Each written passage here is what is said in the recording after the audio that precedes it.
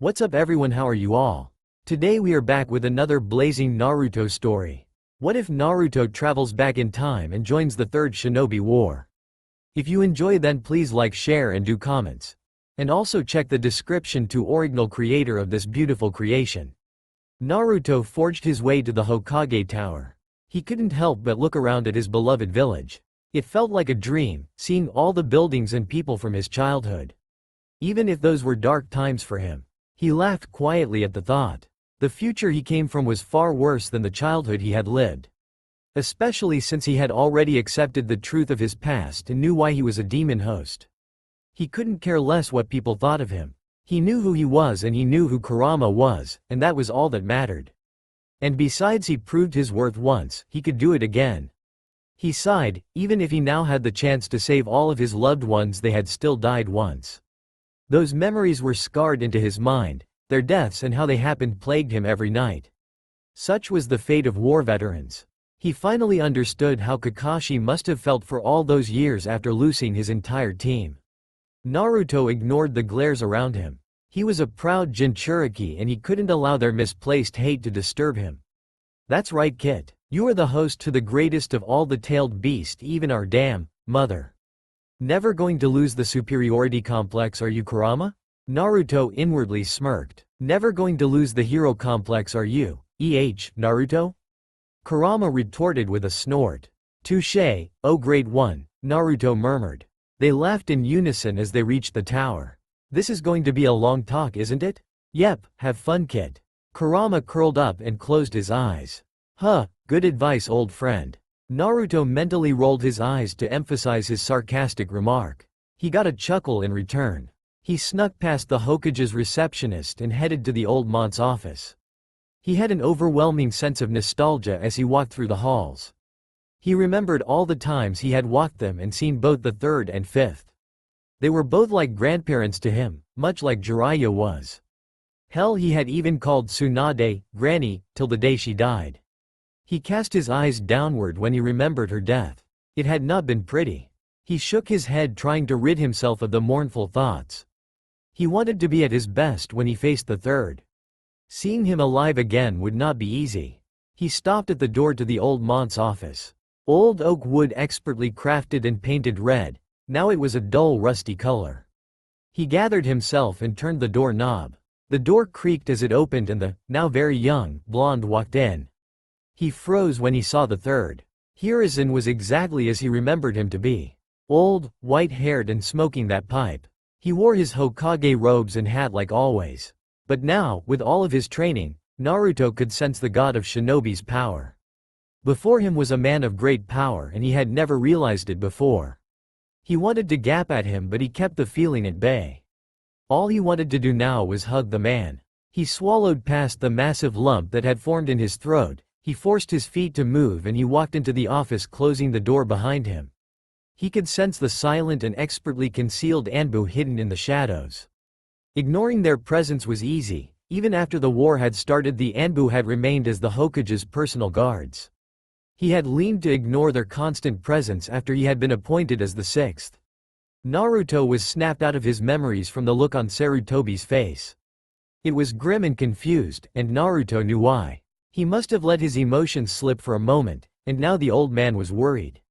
He sighed and choked out a single small sentence. Hey Gigi, can I speak with you? Of course Naruto, what is it? The third asked him cautiously. Thanks Gigi, could you have them leave the room? I rather speak with you alone. He nodded his head towards the shadows. The third raised an eyebrow at Naruto's surprising knowledge. He put it at the back of his mind to contemplate later and motioned for his Anbu to leave. He knew Naruto was no threat to him. Thanks, Naruto said once he felt them leave. Can you activate a privacy seal or two? What I have to tell you is very important and I don't want anyone to know. Sarutobi stared at the Jinchuriki for a moment, completely flabbergasted. Now he was really worried. Had the boy found out about the Kyuubi?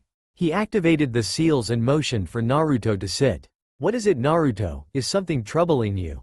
Naruto laughed out loud. It was a dark laugh, deep and troubled. You have no idea, Gigi. His voice was laced with pain. Pain that a 6-year-old child should not know of. One look in Naruto's eyes told the third that there was much more going on. Something that may even be beyond him. Because what he saw in the boy's eyes was a lifetime of hardship and age that should not be there. He had the eyes of a war-hardened veteran. He knew that because he saw it in himself and in his shinobi. Naruto, what happened to you? The third whispered. War Gigi, 9 long years of it. Before you ask questions, let me tell you the full story. I won't hold anything back since I will need your help with this all. Hiruzen leaned back and kept his mouth shut even if he didn't want to. 1. He listened to what Naruto had to say. He listened carefully, itching to ask questions but knew better than to interrupt the devastating story of his successor's son. He didn't want to believe it, but there was no way he could prove the boy wrong, especially when he knew stuff he shouldn't. Like whom his father was or that he was a demon host. And to top it off, said demon even spoke to him at one point in the story, only solidifying Naruto's claims further. This is all very hard to believe, Naruto. I wish I could deny it, but I can't. Hiruzen shook his head. I am so sorry, Naruto. You don't deserve any of this hardship. That doesn't matter, Gigi. Naruto's voice was rather quiet and hoarse from speaking so much. I was given a task and I intend to complete it. It won't be easy since every change in the timeline will lead to something new. Although I would like to prevent the Uchiha massacre if that is possible. It was never fair to Itachi or Sasuke what had happened. Neither of them deserved that because the sins of their father. Yes, that is definitely something to fix. But first we need to decide what to do with you. You were obviously skilled in your time. I'm not sure sending you to the academy would be a very good idea. Well, Gigi, as much as I don't want to go, I should at least pretend to be there. You know, with shadow clones and stuff. I still need to relearn a lot and my body won't be able to handle most of my techniques till I'm older. And it would be best not to draw too much attention to myself. The Akatsuki is dangerous and I don't need them acting sooner than they need to be. Sarutobi stroked his chin and thought for a moment. After a space of time that felt like forever, he finally spoke. I could have Kakashi take you under his wing in the Anbu. That could work, Gigi. Although that would mean telling Kakashi sensei the truth. Yes, it would. Personally, I think it would be best for the both of you. Kakashi has been living in his guilt for far too long. And you have seen terrible war. You two could comfort each other and help each other out of the despair of post-war life. From what you told me, you saw many of your friends die. You may be dealing with it now for the sake of others, but it will affect you in the long run. I guess you're right, Gigi. And plus I like learning from Kakashi-sensei. Hiruzen smiled. Good, I will inform him of the circumstances. Reliving it once through words is bad enough. Go home and get some rest. I will send you a message tomorrow, alright? Naruto nodded and stood. He went to the door before turning around. Hey Gigi, could I get a hug? The third smiled. Without missing a beat, he stood and gave Naruto a hug. He made sure to fill it with his love. He needed Naruto to know he wasn't alone. I'll be here for you, Naruto, no matter what. The hug lasted a long time. Finally they broke apart and went their separate ways. That night was the same as all the others. Filled with nightmares. The dead faces of his friends flashed before his eyes in a constant stream. Their screams echoed in his mind, the blood-curdling sound freezing his already damaged soul. He saw Madara and Obito above him along with the other Akatsuki. They were ripping Kurama out of him, forcing his friend to join his siblings within the Jubi. He jerked awake, sweat covering his body, successfully pasting his white shirt to his small frame. He coughed and stumbled out of his bed. He laid on the cold ground for a moment before getting up to get a drink of water. He reveled in the feeling of the cold liquid going down his throat. He distantly heard Kurama's gentle hums meant to comfort him, to let him know he was still there. He found his way into his mindscape. He faintly marveled at the fact that his form within his mind was his older self. He made his way past the seals bars and curled up with his ever-present companion. Seeing the old man has really set you off, Naruto.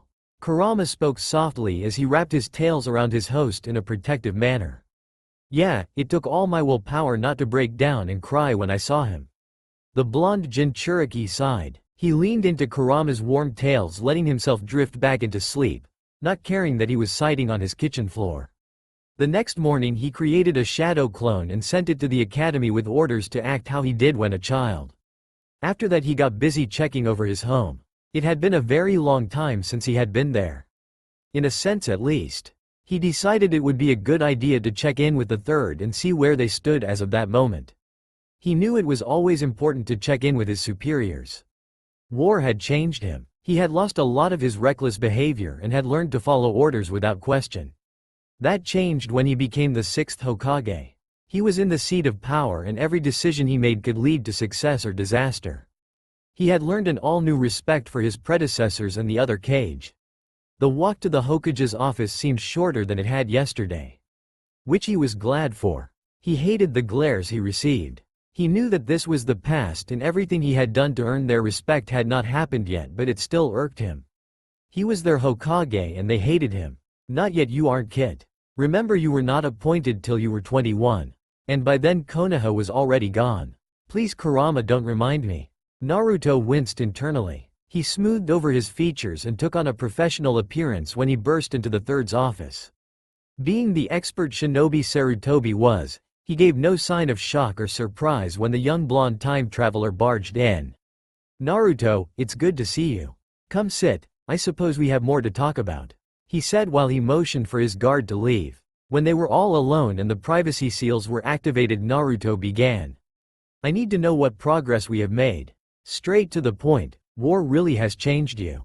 The Hokage whispered. Yes, it has, Gigi. Did you forget that I was the 6th? I had to change a lot in order to fill that position.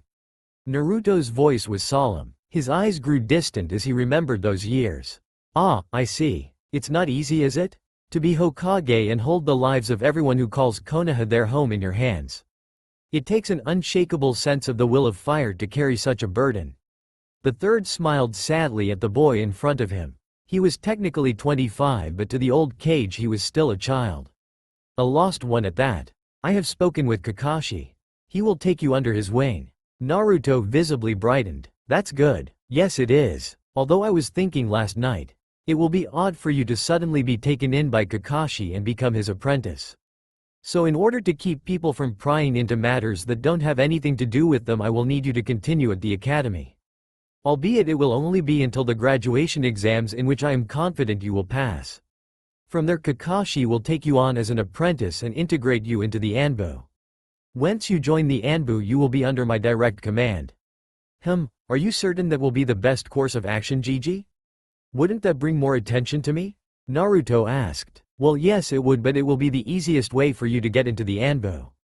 I wouldn't be so sure of that. I was also thinking about it last night. Like I said before, I could have my shadow clones take my place at the academy. They will be the village idiot, a perfect disguise for me. While the real me works from the shadows as an Anbu, I can use a constant henge through a seal. That way I could stay out of the light of the enemy. Naruto said, his head resting on his hand in a lazy manner worthy of Kakashi. Sarutobi scratched his chin in thought. I suppose that plan has some merit. That way you could get into the field faster and without drawing too much attention. Good thinking, Naruto. Sarutobi paused. I can't help but wonder if this plan of yours was mainly to get out of the academy? He gave Naruto a sly smile, who laughed in return. Partly yes, the other part is I hope to help Itachi out a bit. And I can't do that if I'm stuck in the academy for another year. With all my years of experience I should be able to advance quickly through the ranks, plus I'm sure you could help me with that as well. Unfortunately my body is young and not used to the experience I have. I'm going to have to train to get to a decent amount. Naruto paused, thinking back to last night. I already had to seal away half of my chakra so it wouldn't overload my system. It took me a while to figure out why I was feeling so sick. Kurama believes it will take me a couple of years to get anywhere close to where I was in my time. But don't worry, I'll be good enough for Anbu. The third side, don't work too hard, Naruto. You're only 6 in body, and you have another 6 years before things start to pick up. You have 2 years before the Uchiha incident, and I'm sure you can become Itachi's superior within a year, even at a leisurely pace. Naruto leaned his head back and stared at the ceiling. It was quiet for a while. It was a comfortable silence, one shared between two veterans of harsh war. I won't overdo it. He looked back up at the aging man. He looked older than he had yesterday when he had first seen him. It seems the stress of the information had weighed heavily on him. I should go find Kakashi and let him know of the plan. I'll talk to you later, Gigi. Sarutobi only nodded in response and watched Naruto stand and leave his office. Naruto strolled down the streets. He had opted out to take on a henge to avoid people's glares. To outsiders he was a simple tall brown-haired man lost in his thoughts.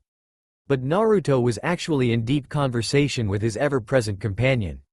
"You left out a lot, kid. I know. I don't need to worry or stress him further. And besides, this is only something I can do." He stopped and stared at the fox. "We need a fail-safe.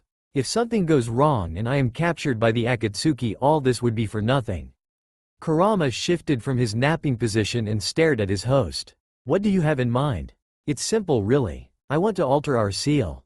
So if we ever got captured and there was no hope of escape, I could activate it. It would automatically seal away both of our souls into the Shinigami. That way the Jubi could never be revived. Hate to break it to you, kid, but that is not a simple plan. Have you even thought of how you would bind our seal to the Shinigami?" Kurama kept his eyes locked on the blonde's face. "The seal Dad used should work. If I break it down and remake it, it should work. It will take a long time though." He sighed. "This is going to be a long 12 years. No shit, kid." Naruto had found Kakashi's chakra signature easily. He enjoyed the comforting yet sad chakra of his master. It brought back a lot of memories. One in particular he was not so happy to think about. Kakashi had been there for most of the war, living until a terrible battle against some Akatsuki cultist. Shinobi who had joined Madara and Obito without question. That had been a traumatizing day for him. He had almost given up again after the battle was over.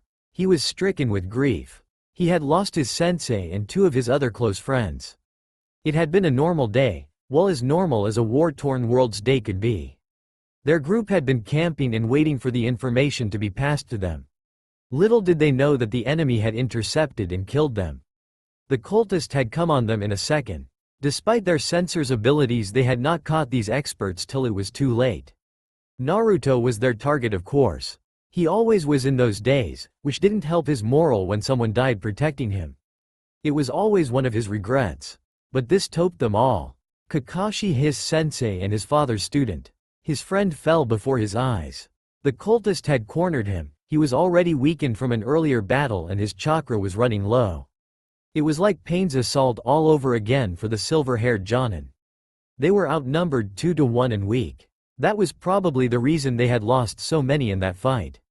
Like Kiba, he was without Akamaru who had died just a few days before, and Choji who had had to resort to using his red pepper pill. Without Shikamaru there to know the counter, he had died. It was an unfortunate situation. Naruto hadn't even known about Kiba and Choji till after the battle was over. He had been busy fighting alongside Kakashi only to be separated from him when a cultist had sent a well-played-out fire jutsu. Naruto had lost sight of Kakashi and by the time he killed the cultist it was already too late. One cultist had pulled a cheap move by blindsiding Kakashi and successfully taking out his Sharingan. While he was distracted with the sudden lose of sight and pain, another slit his throat. Blood gushed from his wound. He held his neck in hopes of stopping the flow. But his efforts were done in vain. Naruto had watched in a sort of detached horror as his sensei slowly choked on his own blood. Then he snapped, losing all sense of mercy. He blew up on his enemy, tearing them all to little shreds of flesh and bone. When they were all gone, he had rushed to his sensei's side. He couldn't hide his emotions as tears fell freely from his eyes. He had lifted the silver-haired man into his lap, trying his best to ease the man's pain. He coughed a few times, looked into Naruto's azure eyes and died. Naruto had watched the light leave the gray eyes of his friend, the man who he would always see as part of his family. It wasn't until Sakura had wrapped her arms around him that he registered anything around him. She had whispered the names of the comrades they had lost during the fight. Kiba and Choji being among the dead. When they returned to Myoboku, he had engraved all of their names into the memorial stone after their funerals. They had retrieved the stone from the ruins of Konoha. None of the Leaf Ninja could part with the sentimental value of the stone. Naruto almost laughed now at the irony of seeing a much younger silver-haired Jonin standing in front of the black polished stone. He whipped away the few tears that had unwelcomingly seeped from his eyes. He steeled himself and dropped his henge. Then he approached Kakashi and stood by his side. "Still reading those pervy books?" Naruto said as he caught sight of the orange book in the 20-year-old ninja's hand. His voice was sad and amused at the same time. So, Hokage-sama wasn't lying.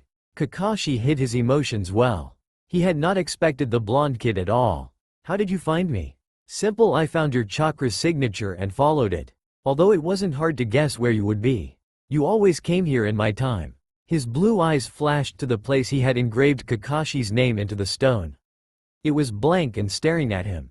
He suppressed a shiver and looked at the younger visage of his former sensei. You followed my chakra signature? Wouldn't it be different from your time? It was odd speaking to his sensei's son but yet comforting. No, I could recognize your chakra from anywhere. It's always been warm, comforting and sad at the same time. Naruto quickly averted his gaze. He could feel the lump growing in his throat as his emotions boiled to the surface. I'm glad you wanted me to know about your secret. I was worried about you. When you came back your chakra had spiked and was so full of emotions it scared me. I thought something terrible had happened to you. Kakashi paused. Well, actually something terrible has happened. Although I don't know all the details. Hokage-sama only told me a few things and that I should trust you. Yeah, I felt your chakra outside my apartment that day. His eyes lingered on the spot on the stone. He couldn't face him yet. If Gigi hadn't told him much he probably didn't know about his death. A silence washed over them, a tense one. Neither party knew what to say. Naruto had no desire to tell the man of the horrors he had experienced. Kakashi had no idea what to say. In his mind Naruto was a 6-year-old child who was hated by the village. Not the powerful 6th Hokage he had become. The kid was his sensei's son, the one he had protected from birth but was too much of a coward to talk to him about it. And now the kid was a time traveler who had seen 9 years of harsh war. Not even he had endured for that long. The war he had been in ended quickly and he had only lost 2 of his dear friends. From the way the third had talked Kakashi supposed Naruto had lost a lot more than he had. Those who break the rules are regarded as scum, but those who abandon their friends are worse than scum. Naruto finally said, his eyes still locked on Kakashi's absent name. Kakashi stared at him in shock. How do you know that phrase? You taught it to us. Team 7 I mean. We lived by that phrase. In the end it was what held us together, even the other teams. I never abandoned any of my comrades, even when my best friend abandoned us for power, I kept going after him. Before he died he finally joined us again. It was a year later that he was killed saving my life. Sounds familiar doesn't it? Kakashi knew he was referring to Obito but the blonde didn't say any more on the matter. Teamwork. Kakashi mumbled under his breath. The base to all Konoha shinobi. That is what he will of fire strives on. Anyway, I should fill you in. As of today I will start working under you in the Anbu. I will be in disguise though and will have a shadow clone take my place at the academy. But first I need to do some training to get my body into gear. The boy shook his head. It's really annoying to have so many limitations. My chakra is so out of whack and it's going to take forever to adjust to this body. I'll have to relearn all the control exercises to match my body size. And it doesn't help that I have so much chakra. He sighed and turned to Kakashi. The azure eyes were guarded for Kakashi's liking. The kid was hiding a lot from him, that much he could tell. But he could also see the admiration Naruto had for him. The respect and the love. He must have been an important part of Naruto's life. He just hoped he could be that way again. Kakashi's eyes smiled at him. Then a thought occurred to him and he frowned slightly in mock irritation. You know, from what I heard you are technically 5 years older than me. Naruto started laughing, a real and hearty laugh. Hell yeah, I finally have more experience on you. Now all I've got to do is kick your ass. He pumped a fist in the air and gave Kakashi one of his face-splitting genuine smiles. Kakashi's heart nearly stopped. Despite looking like his father, the kid had his mother's beautiful smile. Kakashi reached forward and ruffled Naruto's hair. Unknown to him, it was a familiar gesture to the blonde. Naruto choked up, he couldn't stand it anymore. Standing in front of the ghost of the man he cared for. His mask shattered and he jumped on Kakashi, pulling him into a bone-crushing hug. A small sob escaped his tight throat as he buried his face in the Jonin's flak jacket. I've missed you so much, sensei. Kakashi had been tense at first. The unexpected reaction had caught him off guard. But when Naruto spoke he knew the truth. He had died in Naruto's time. And by the sound of it, he had not died pretty. He strung his arms around Naruto's small frame and held him tightly. I died, didn't I? Naruto nodded, but his soft sobs kept him from speaking. Kakashi resolved to not die again. He would stick around and protect his sensei's son and his student. He buried his head in Naruto's soft spiky blonde hair and held him close. "I'm here now, and I want leave," he whispered. Two Anbu stood side by side in the third Hokage's office. Both tall and strong-looking, one with gravity-defying silver hair, and the other with straight blood-red hair. The second was in a henge. After all, in reality he was a 6-year-old blonde knucklehead. The redhead had on a black and red fox mask. It matched him well, especially with the red hair. The other had a white and red striped dog mask on. "Dog, Kitsune, for the next 2 months you will be training. Kitsune, I need you back to working order so I can start sending you on missions again. From now on you must keep on your disguise. No one can know of your true identity." The third's voice was stern and demanding. He turned his attention to Dog. "Dog, you will help Kitsune. I also want you to brush up on your own skills. Learn some new things. I expect good results from the both of you. You are to report to the special Anbu training grounds 1 every day at 0700 and train for at least 5 hours. You will report on your progress at the end of every week. That is all, you are dismissed." The two Anbu bowed, then disappeared in a swirl of leaves. Outside the Hokage's tower, the two men made their way to the training ground to begin their special ops training. Naruto was exited to finally get back to training after 2 weeks of waiting since he had returned to the past. Kakashi was amused by Naruto's enthusiasm. He trailed behind the now redhead. He had asked Naruto why he had chosen that color, and he had replied saying, "It's to honor my mother and the Uzumaki clan." He had paused, then with a smile had said, "And besides, I've always wondered how I would look like with this hair. I loved mom's hair from the moment I say it." Kakashi had enjoyed spending time with his student and was beginning to see his true personality. Naruto had a lot buried deep inside of him, result of the war-torn world he had come from. Kakashi understood that Naruto would need time to open up fully. And that was when he would meet the true Naruto. The kid just needed time, or should it be adult? The situation still confused the Jonin greatly. They reached the training grounds in a timely manner, 0700 exactly. A new feat for Kakashi, who was notorious for being late to everything. But he wanted to see what his new student, or old, was truly capable of. The redhead made his way over to a tree and stared at it. "I should start with chakra control. That will help me with other stuff." Kakashi heard Naruto's muffled voice. "Good idea, you know the exercise, right? Good, I'll be over here then." Kakashi lazily sat down by a tree and pulled out his little orange book. He pretended to read while he watched Naruto begin his training. He walked up to the tree and channeled his chakra trough his body to his feet. He placed one foot on the tree. Then another. There was a small explosion and he was sent flying backwards and hit into another tree, severely damaging it. Kakashi chuckled and trying not to laugh aloud. Naruto stayed on the ground for a minute before he shot up and started yelling profanity at the poor tree. At that point Kakashi couldn't suppress his laughter. He almost went as far as rolling on the ground. In an instant Naruto's curses were shot his way. Now Naruto, don't get mad at me because your control is terrible.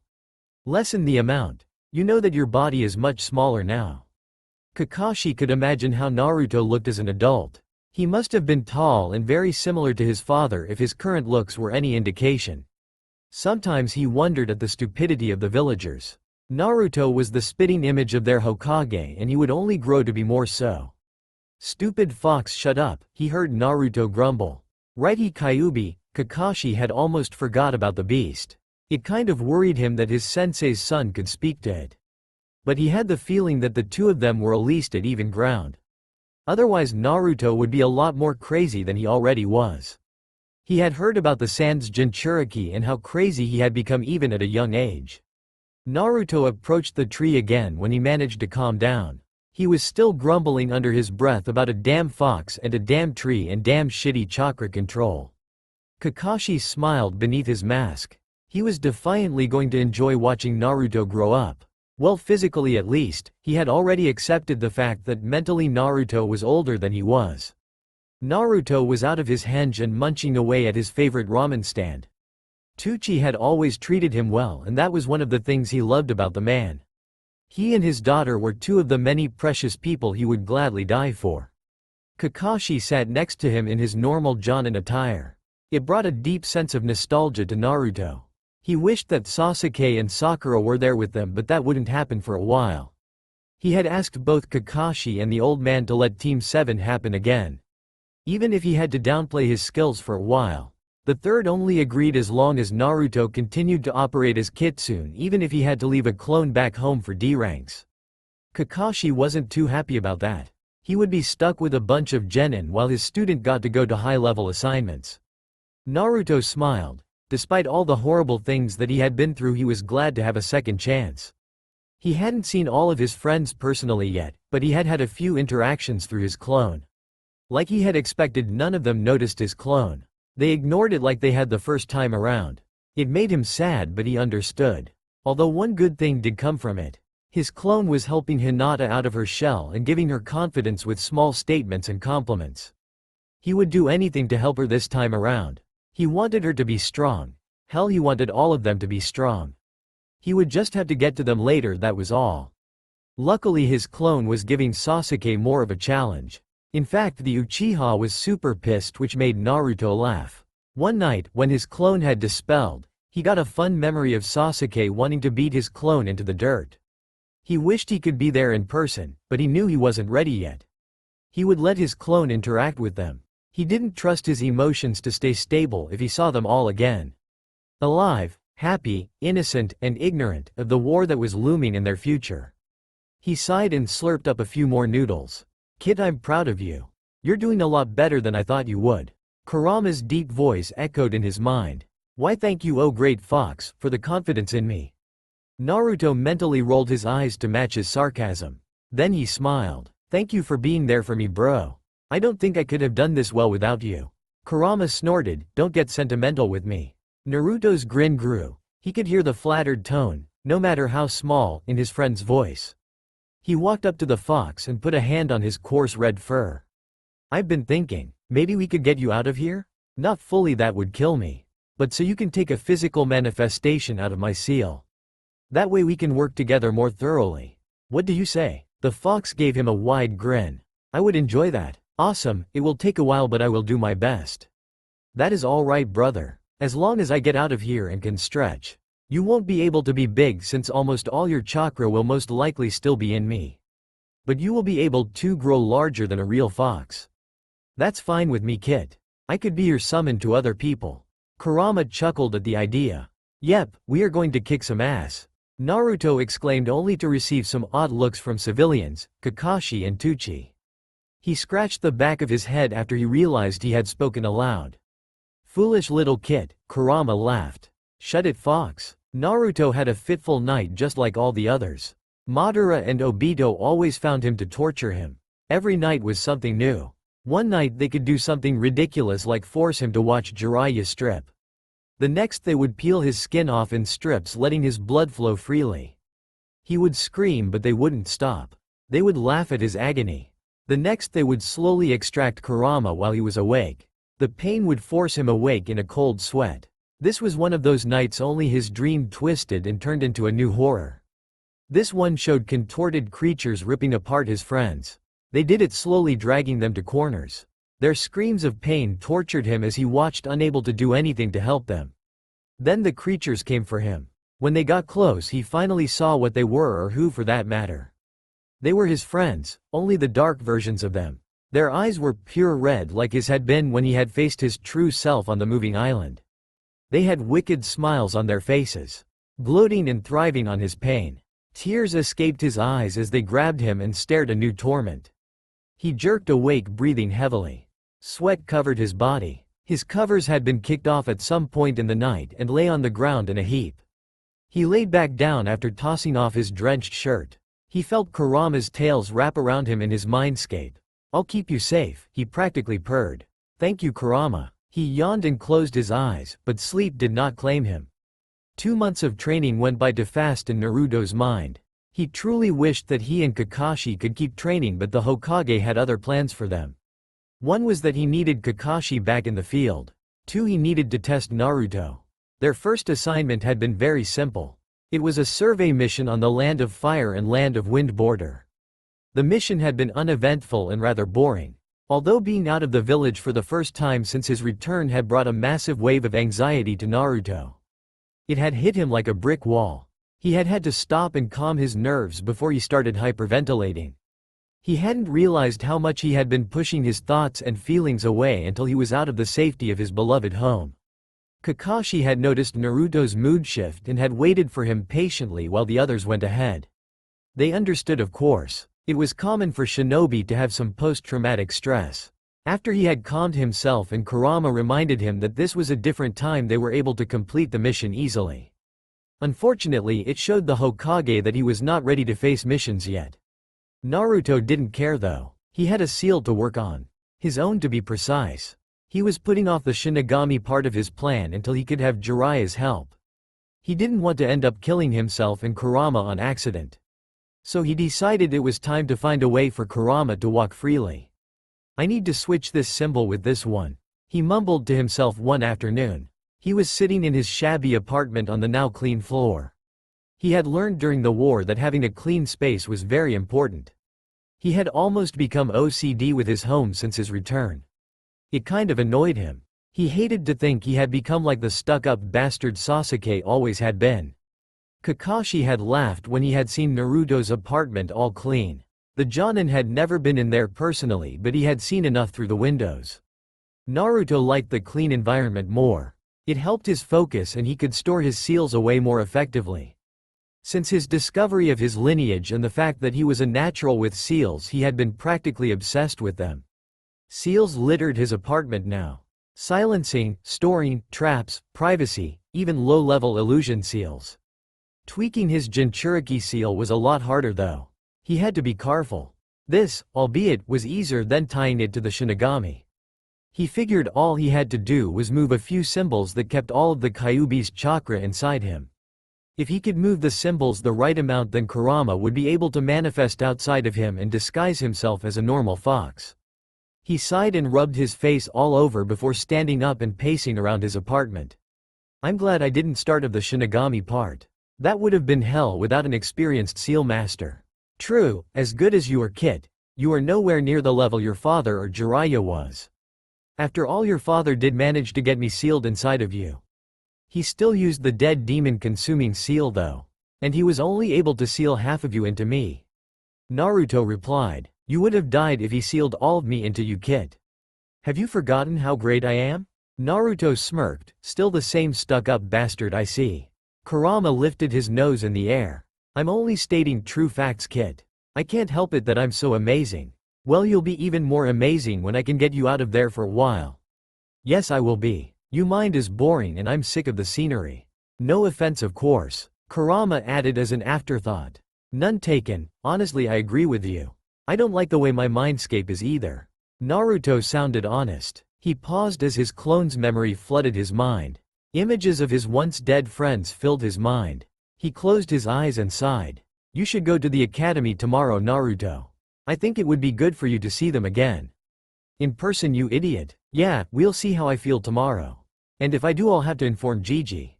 Naruto looked at the calendar fixed on his wall. September 30th. He would be turning 7 in 10 days. October 10th was never a good day for him. Luckily, he could avoid the usual confrontations he ran into on that day now. He was hoping the old man would send him on a mission. It was bad enough getting those looks from the people he swore to protect on a daily basis. It was always 10 times worse on his birthday. Don't worry, kid. You have the old man Kakashi and me. We won't leave you hanging like in the past. And besides, you have that henge of yours. I suppose you're right. Anyway, I should get back to this seal. He plopped down on the floor and picked up his calligraphy brush. A wind-fueled fire jutsu burned through the vegetation around him.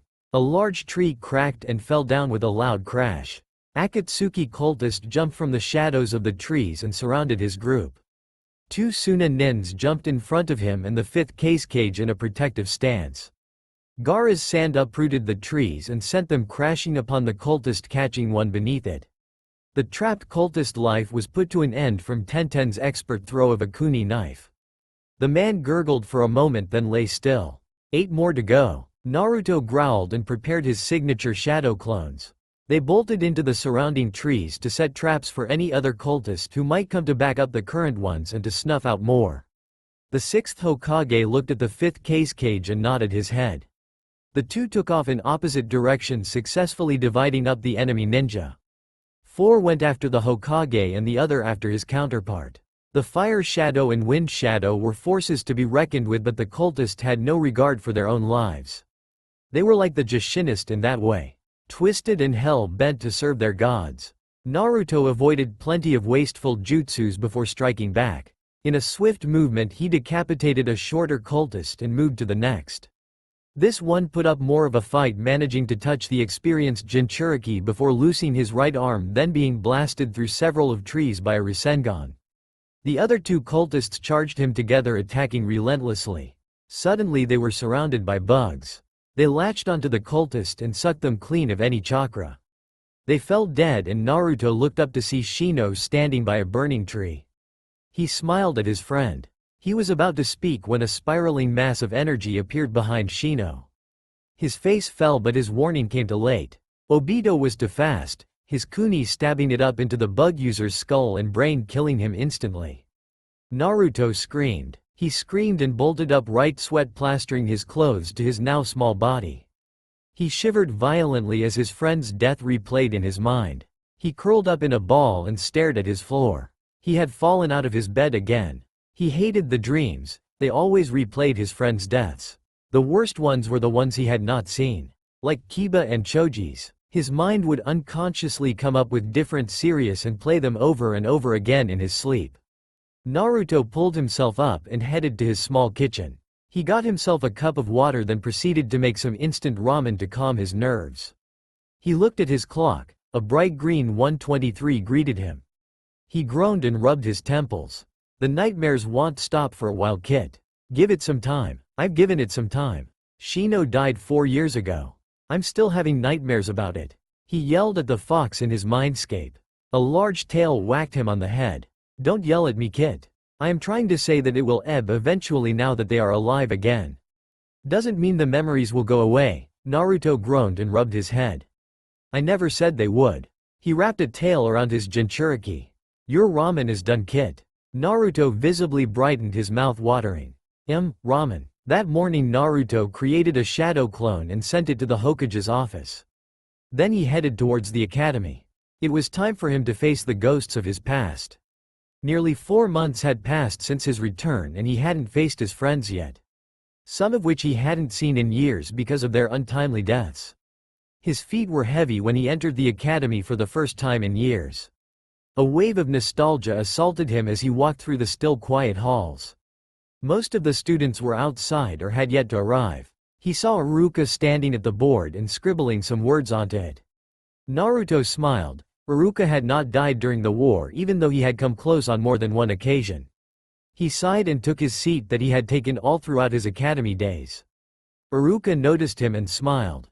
But then his face shifted. I didn't expect to see you so early, Naruto. Why are you here so early? Naruto shrugged and averted his gaze.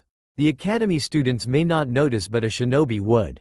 He had the eyes of someone who had seen war. His clone could hide it because they were merely clones. They didn't have the emotions he carried with him every day. I had nothing better to do, sensei. His voice was small but loud enough for the Chunin to hear. Iruka walked up to him. There's something wrong. It wasn't a question, it was a statement. Curse Iruka for being so in tune to his students. My birthday is coming up, it was only a half lie. True, his birthday was soon, but it wasn't the reason for his bitter mood. But it was a good enough lie. Iruka knew that his birthday was not easy for him. Naruto was glad that Iruka was already past his hate for him. That would have been too painful if his brother figure had hated him. Iruka sighed and sat down by Naruto. You must really hate your birthday to act like this. Naruto knew Iruka was beating around the bush. He also knew that it was Iruka's way of saying, it was never your fault. Naruto shrugged, doesn't matter, I'll get through it like I always do. Iruka didn't know it, but Naruto was talking about way more than just his birthday. Then the blonde kid smiled. After all, one day I will be Hokage. And when that happens, I'll know that they accepted me. Then I can protect them. He kept his eyes on the window, staring at the other children playing around. To say Iruka was taken aback would be an understatement. He was completely flabbergasted at Naruto's response. Usually he wouldn't realize what being Hokage truly meant. That being Hokage was to be the embodiment of the will of fire. to protect and serve the village even if it cost him his life. But the conviction in Naruto's soft voice told him that the boy knew exactly what being the Hokage was. He put his hand on Naruto's spiky hair and ruffled it. "That's the spirit, Naruto." He stood up and walked back to the front of the class as the other students started trickling in. Naruto watched as each of his friends entered. A few gave him a surprised look at seeing him there so early. He had made a point to send his clones late at times. They sat in their usual spots. Everything was the same, exactly how he remembered it. It pained him to see them ignore him, but he would bear through it. He still didn't trust himself on an emotional level to talk to half of them anyway. He knew it would be easy to talk to Hinata due to his clone's encounters with her. When she came in, he motioned for her to sit by him and gave her a wide grin. She blushed and complied shyly.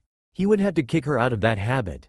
"Hi Hinata-chan, how are you?" he asked in a little to much of an adult tone. She looked at him oddly for a second before dropping it. I am doing fine, Naruto-kun. And what about why you?" she stuttered. Naruto continued to smile. "I'm great." He internally flinched at the fakeness of his reply. He ignored the obvious looks from those around him, mainly consisting of his time's rookie 9.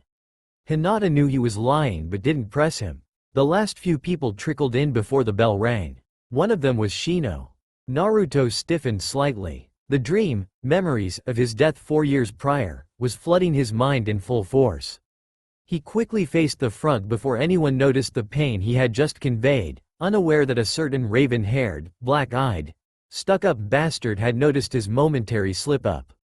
When lunch came, Naruto was relieved beyond belief. He had been going through hell all day.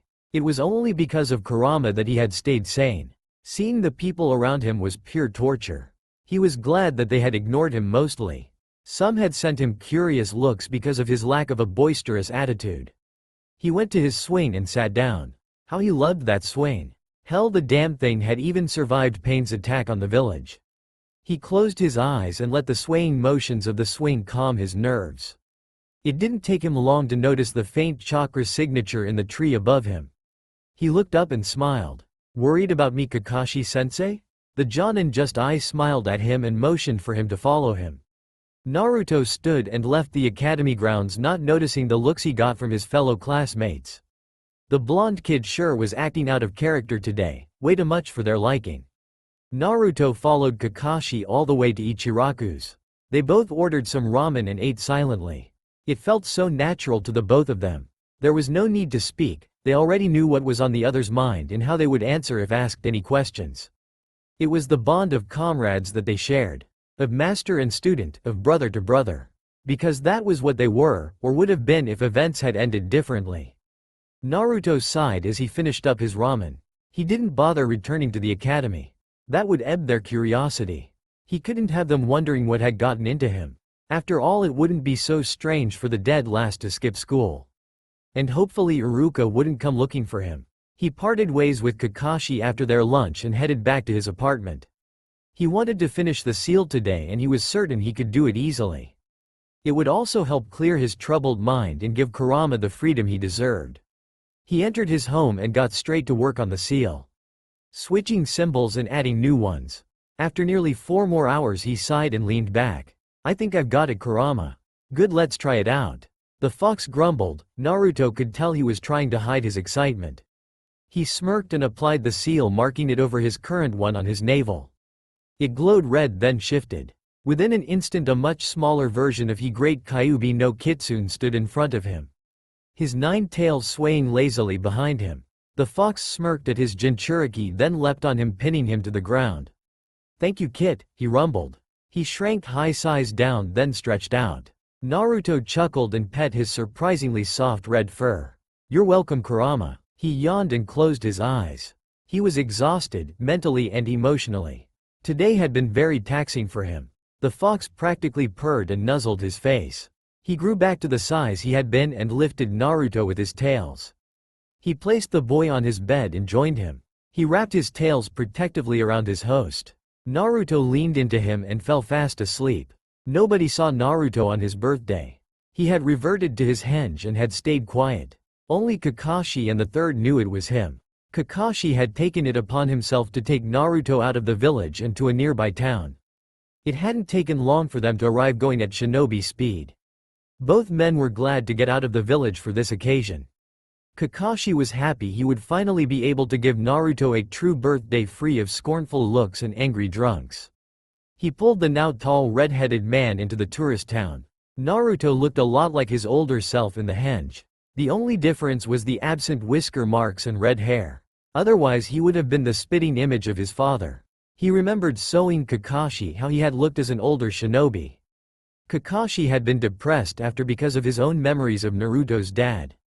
Kakashi pulled Naruto into a casino and took him to a slot machine.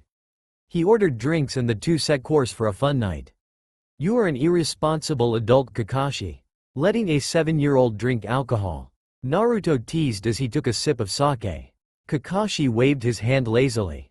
"You're technically 26 today, so I don't see any problem with this. Besides, I've seen you sneaking a drink or two in while no one is looking." The Jonin gave the blonde a sly smirk. Naruto laughed and slapped a hand on Kakashi's shoulder. "You're enjoying this too much, Hitaki." He smiled and finished his drink.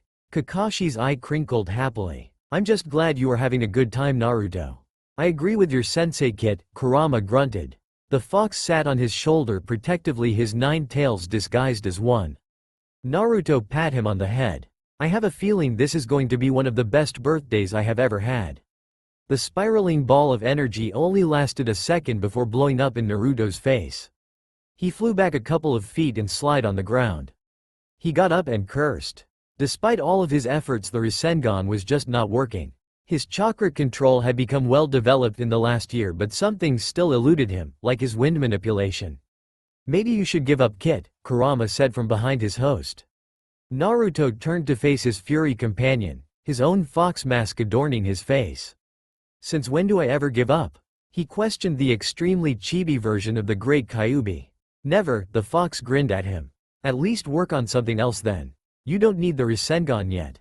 You're only 7, remember? We have time." The fox curled up and yawned. "Lazy ass fox." Naruto grumbled but sat next to him. He let his fingers trail down the fox's back. Kurama gave him a hum of content and unconsciously leaned towards him. "I'm glad I finally got you out of there. You seem pretty happy to be able to walk around again." "I am," Kurama hummed. He had truly come to enjoy Naruto's company. Out of all the humans, he knew he was glad that Naruto was his Jinchuriki. Naruto didn't reply. He continued to pet the Kyuubi in disguise. His mind wandered to his last birthday and he chuckled. It had been an eventful night. One Kakashi had refused to let him forget. He had gotten completely drunk and had caused havoc. If it weren't for Kurama keeping up his henge, he would have lost it and been in even more trouble. Not to mention Kakashi would be seen as an irresponsible adult. Hell, from what Kakashi had told him, he had even hit on a few women his mental age. That had made him laugh. If only the women knew. His musing was cut short when he felt 2 familiar chakra signatures heading his way. In less than a minute 2 masked shinobi reached him. Naruto knew who they were and was quite glad to see them. "Shisui, Itachi, how has your day been?" he greeted them. "Quite well, Kitsune-senpai. And how have you been?" Itachi answered. Naruto huffed in exasperation. "I can't get this damn jutsu down and it's making me mad." He laid down and pulled an unsuspecting Kurama onto his chest. The fox gave a small growl but quickly got over it and curled back into a ball. Shisui chuckled. "Same as ever, senpai." Naruto continued to stroke Kurama's surprisingly soft fur. He hummed, then asked, "So why are you two here?" Itachi stepped forward and stood over his fellow Anbu. "My father wanted me to invite you over for dinner. That is, if you'll come?" Naruto looked up at Itachi with calculating eyes. "Invite me over, huh? So he's curious about who I am. Must be wondering who the Hitaki's new partner is. I'll accept. Who will be at this dinner?" "My parents and my little brother, and of course I will as well." Straight to the point as always. "Little brother, huh? Is he as good as you are?" "Not yet, but I believe he will get there in time. I have confidence in him." "That is good. How old is he?" 7, he's still in the academy." Itachi replied. "Interested in the Kitsune?" Kurama joked. Naruto rolled his eyes and sat up. "Don't be an ass, Kurama, I was only curious." He moved the fox to his lap, then looked up at Itachi. "Do you think your parents would mind if I brought Kurama along with me?" "Not at all, he can come." Itachi answered politely. He looked down at the fox. Just don't cause any problems, can you do that? The fox snorted and glared at him. I am an intelligent being, not some wild forest kid without guidance. Don't provoke me, human, or I will make sure you never have children. Naruto burst into laughter and patted Kurama on the head. Unknown to him, Itachi had paled behind his mask. Good one, Kurama, oh man. He heard a small chuckle from Shuichi. Itachi cleared his throat and bowed. I will see you later tonight then, senpai. Come to the compound at 5. It will be a little earlier dinner. Naruto forced himself up, keeping the small fox in his arms. I will be there then. And don't worry, I still haven't gotten as lazy as Hitaki.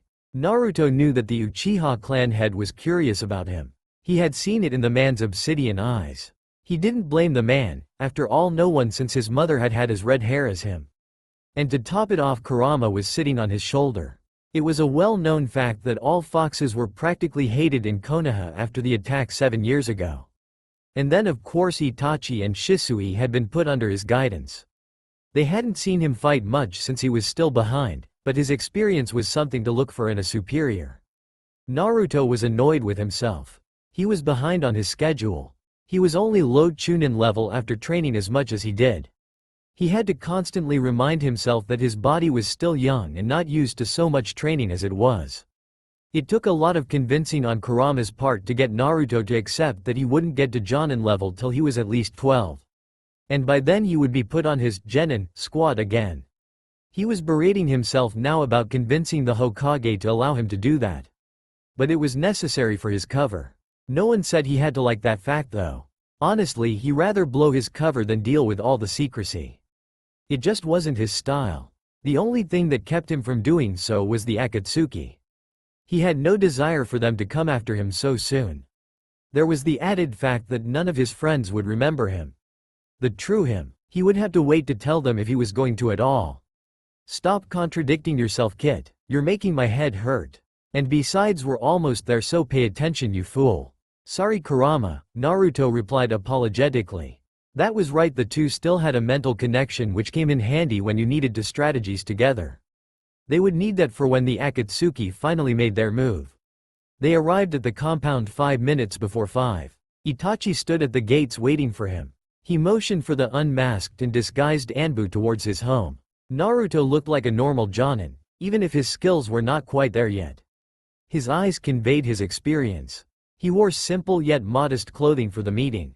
His hair was up in a high spiky ponytail with 2 bangs framing his face on either side.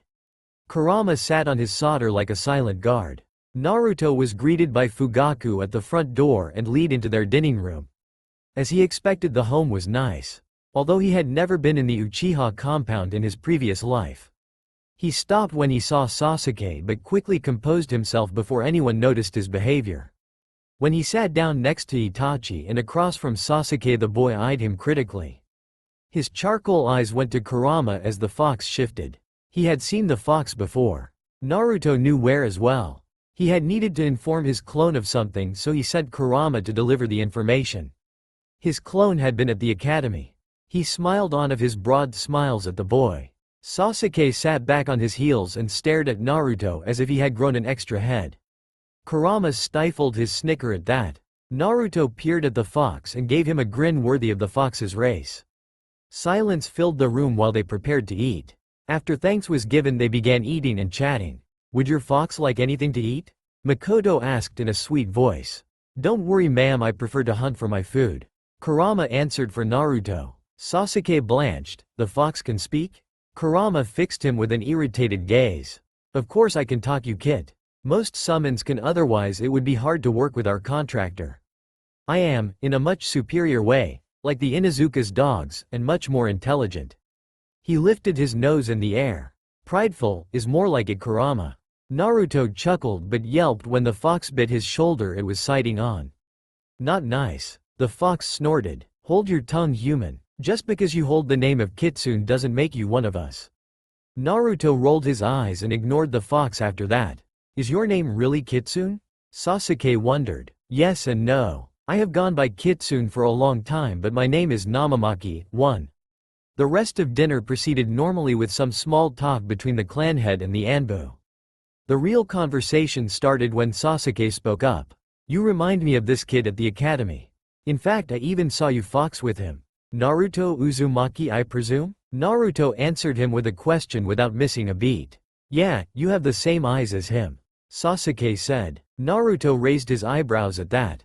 But he answered nonchalantly. Many orphans have that look to them. Growing up without a family is not an easy thing. And as for Kurama, the Hokage needed me to give him a message, that was all. Sasuke gaped at him. Naruto only smirked. He had noticed Sasuke's parents stiffen at the mention of his name. What message did the Hokage need to send? Simple curiosity befitting a child. Although Fugaku still smacked the boy upside the head. If the Hokage sent the message, it was personal business. The father growled. Yes, it was personal, as most stuff is for the last member of such a powerful clan as the Uzumakis once were. It saddens me to see the boy treated the way he is because of those unfortunate circumstances all those years ago. Naruto stated bluntly. He knew the subject of the Kyuubi was sensitive for the Uchiha. Sparking Sasuke's interest would help him with his plan. You have a loose tongue for an Anbu, Namamaki-san, Fugaku stated in a stern voice. Loose you say? What is so bad about talking about the Uzumaki clan? They were major allies before Uzu was destroyed. We should be honored to hold one of their last members. Naruto spoke lightly. I didn't know the Dobi was part of a clan. Sasuke mumbled. He is. The Uzumaki were cousins to the Senju. In fact, the first Hokage's wife was an Uzumaki. So in a way Naruto is related to the first, even if by a large distance. He doesn't act like it. You wouldn't either if you didn't know of your own lineage. You've forgotten the boy is the last member. Orphaned at birth because of the Kyuubi's attack on the village. Makoto stiffened at that. Naruto knew that the woman was one of the last people who had seen his mother before she died. Surely she knew who Naruto truly was. He looked at her with calculating eyes. You knew his mother, didn't you, Uchiha-san? She looked at him in surprise, then stammered out. Why, yes, she was a friend of mine from our academy days. Indeed, although he doesn't look like his mother, does he? Naruto took a sip of his drink. Fugaku cut in at that point. Maybe we should continue this conversation later, Namamaki-san. That is sensitive information. He hissed the last part quietly so only the trained ear could hear him. Naruto nodded and let the subject drop even if Sasuke wanted to know more. The Uchiha clan head glared at him critically. He could tell Naruto was up to something. The rest of dinner went by without incident. When they all stood to leave dinner, the leader of his clan spoke up. Namamaki-san, why don't you stay for some tea while the boys clean up dinner? It wasn't much of an invitation, more like a, you need to explain yourself. I would love to, Uchiha-san. Naruto smiled at his host. Kurama shifted and stared at his Jinchuriki. This way then. Tell me, Namamaki-san, what was with all that talk about the Uzumaki? You know full well what that child holds within him.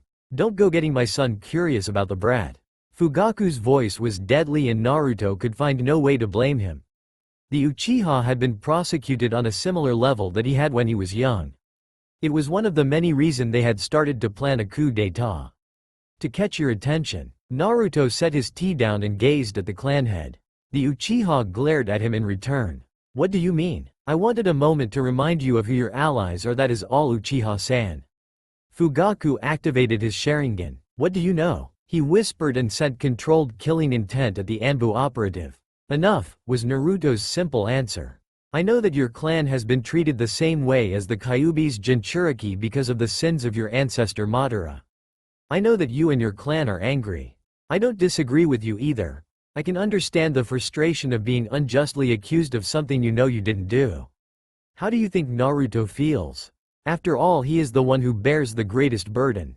The Uchiha stood on his feet, a kuni drawn. He was furious. How had someone found out about their plans? Was there a double agent? Calm down, Fugaku-san. I am not here to take action against you. Merely to warn you about the dangerous path you are walking down. And before you try to kill me to keep things secret, hear me out. I have some valuable information that may change your mind about betraying the village. Naruto was calm, his Hokage side coming back out for a visit. Fugaku sat back down, but the kuni was still tightly gripped in his hand. You better have a damn good explanation, Namamaki-san. He hissed. Oh, I do. First let me tell you that I know your clan had nothing to do with the Kyuubi's attack. The two Uchiha visibly relaxed some. But I have evidence that an Uchiha, or at least someone with position of the Sharingan, was behind the attack. Naruto raised his hand to stop them from cutting him off. The fourth Hokage was able to leave us with some information before he died. Sealed within Naruto. It has recently been uncovered and we have been investigating it. From what we were able to get out of his seal, was that someone had broken through all the defenses around Kushina Uzumaki's birthing chamber. She was weak and unable to contain the Kyuubi, and this man extracted him from her, then took control of the Biju. You know the rest. Konoha was attacked. Now, the fourth believed this Uchiha to be Madara himself, but his power was to new. In other words, Madara had survived and thought this young man. And if that is the case, then both Konoha and the Uchiha are in danger. I believe this man had two goals that night. One was destroy Konoha. The other was, if the first goal failed, destroy and isolate the Uchiha, force them to take action against the village and get them killed. And his plan is working from the looks of it. The two Uchiha had paled even more than their skin naturally was. This information was disturbing. There are people here in the village that will take advantage of such a situation. Naruto continued before they could speak. Selfish reasons, like obtaining your eyes. I am here to help you not to play into both of their hands. Otherwise it will be the end of the Uchiha. Don't let that happen. Like I said, I am reminding you of who your allies truly are. I will protect this clan because you are my comrades, but if you go against the village I will do anything in my power to protect my home. Naruto stood up and turned to leave. I hope you listen to me. I don't want my comrades dying for no reason but personal revenge. It is stupid, and since you are my comrades it will be even worse for you to turn against us. Remember who your true allies are. We will stand by your side. By the way, you have a week to tell me of your decision. Otherwise I will automatically assume you are going to go through with your plans and I will have no choice but to stand with the village. I sincerely hope you talk to me before the week is up. Farewell Fugaku-san. Makoto-san, I wish you luck on your decision. Fugaku stared off into space as the young Anbu disappeared without a sound. Naruto sat in his room musing over the events that had just taken place. He had practically blackmailed the Uchiha. But it was necessary in order to save them. He did not want Sasuke to go down that dark path again. Your devotion to your friend still amazes me, Kit. Kurama yawned and laid his now big head on his front paws. His 9 tails swished back and forth behind him in a mesmerizing manner. The blonde time traveler leaned against his fury friend. Do you think I overdid it with the information? No, I think you gave them the right amount. They needed to know the truth. After all, they were playing right into Obito's hands as you had said. Naruto closed his eyes. I hope they join the village. I would hate to see them go. They were on the run again. The cultist had found them, they always did. Naruto and B were in danger. The cultist had been more active in the last month, wearing them down with their persistent chasing. The Kyuubi's Jinchuriki was angry. He was losing more and more of his subjects every day. The leaf was gone and all he could do was run. He was their Hokage and he could hardly protect them. It was bad enough he had lost the majority of his friends. He ran alongside Sasuke, the last loyal Uchiha to Konohagakure. He had volunteered to be Naruto's personal guard. He was the best qualified for the job after all. And he had done his part expertly. The trees rushed by them. They had just lost Shino, which was pulling down Naruto's morale. He had been in shock for a while after, and if it hadn't been for Sasuke he might have been captured by Obito. He was grateful for his best friend even if the man had berated him to no end after the battle had taken place. Naruto didn't blame him. He had been stupid to freeze up after Shino had died. It could have cost the world its freedom. The cultists were closing in. It was only a matter of time before they caught up to the group. They had split off since Shino's death. The Cage taking B and leading them to a safe house of sorts. Naruto's group was meant as a decoy. They were also the stronger group with the 6th Hokage and Sasuke on their team. There were a lot of the enemy though. At least 100 if not more. Naruto gritted his teeth and growled. Hope was surely running out. He could see it in his shinobi's faces on a daily basis. They were giving up. Suddenly the same spiraling mass of energy appeared in front of them. Obito showed his disfigured face a sneer, pulling it into an even more gruesome look. Naruto halted his men before they reached the accursed Uchiha. If looks could kill, Obito would be dead 1,000 times over from the glares of Naruto and Sasuke. Naruto, I want you to go. I will take care of this asshole. Get to safety. Sasuke left no room for Naruto to argue. He rushed forward to meet his clansmen. Naruto jerked awake. Kurama's blood-red eyes stared down at him. You were freaking out again. Sorry for waking you, but I figured it was better than those nightmares. It's okay, Kurama. Thank you actually. I didn't want to see that again. He leaned into the soft fur of his tenant. Thank you. He whispered and closed his eyes. Once again he was unable to fall asleep, the ghosts of his past yelling curses in his ears. Kurama pulled him closer and nuzzled him. I'm here, Kit. Clad in his Anbu uniform with his kitsune mask covering his face, Naruto made his way to the training grounds. He wanted to train till he dropped, and that was quite literally what he wanted. He forced chakra into the weight seals on his arms and legs, increasing their weight. He was going to work himself to the bone today. It was hours later that he felt Fugaku Uchiha's chakra signature. He stopped his training immediately. Within a minute the Uchiha head was standing in front of him, a solemn look on his face. I have thought about what you said. And I will stand by the village no matter what my clan may say. If what you said is true, I will trust in you.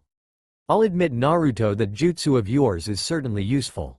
Kakashi said, addressing the red-haired Anbu that stood next to him. Although his one eye was locked on the unconscious white-haired man lying in a pool of his own blood that had flowed from his nose. He was 10 years old in body but 29 mentally.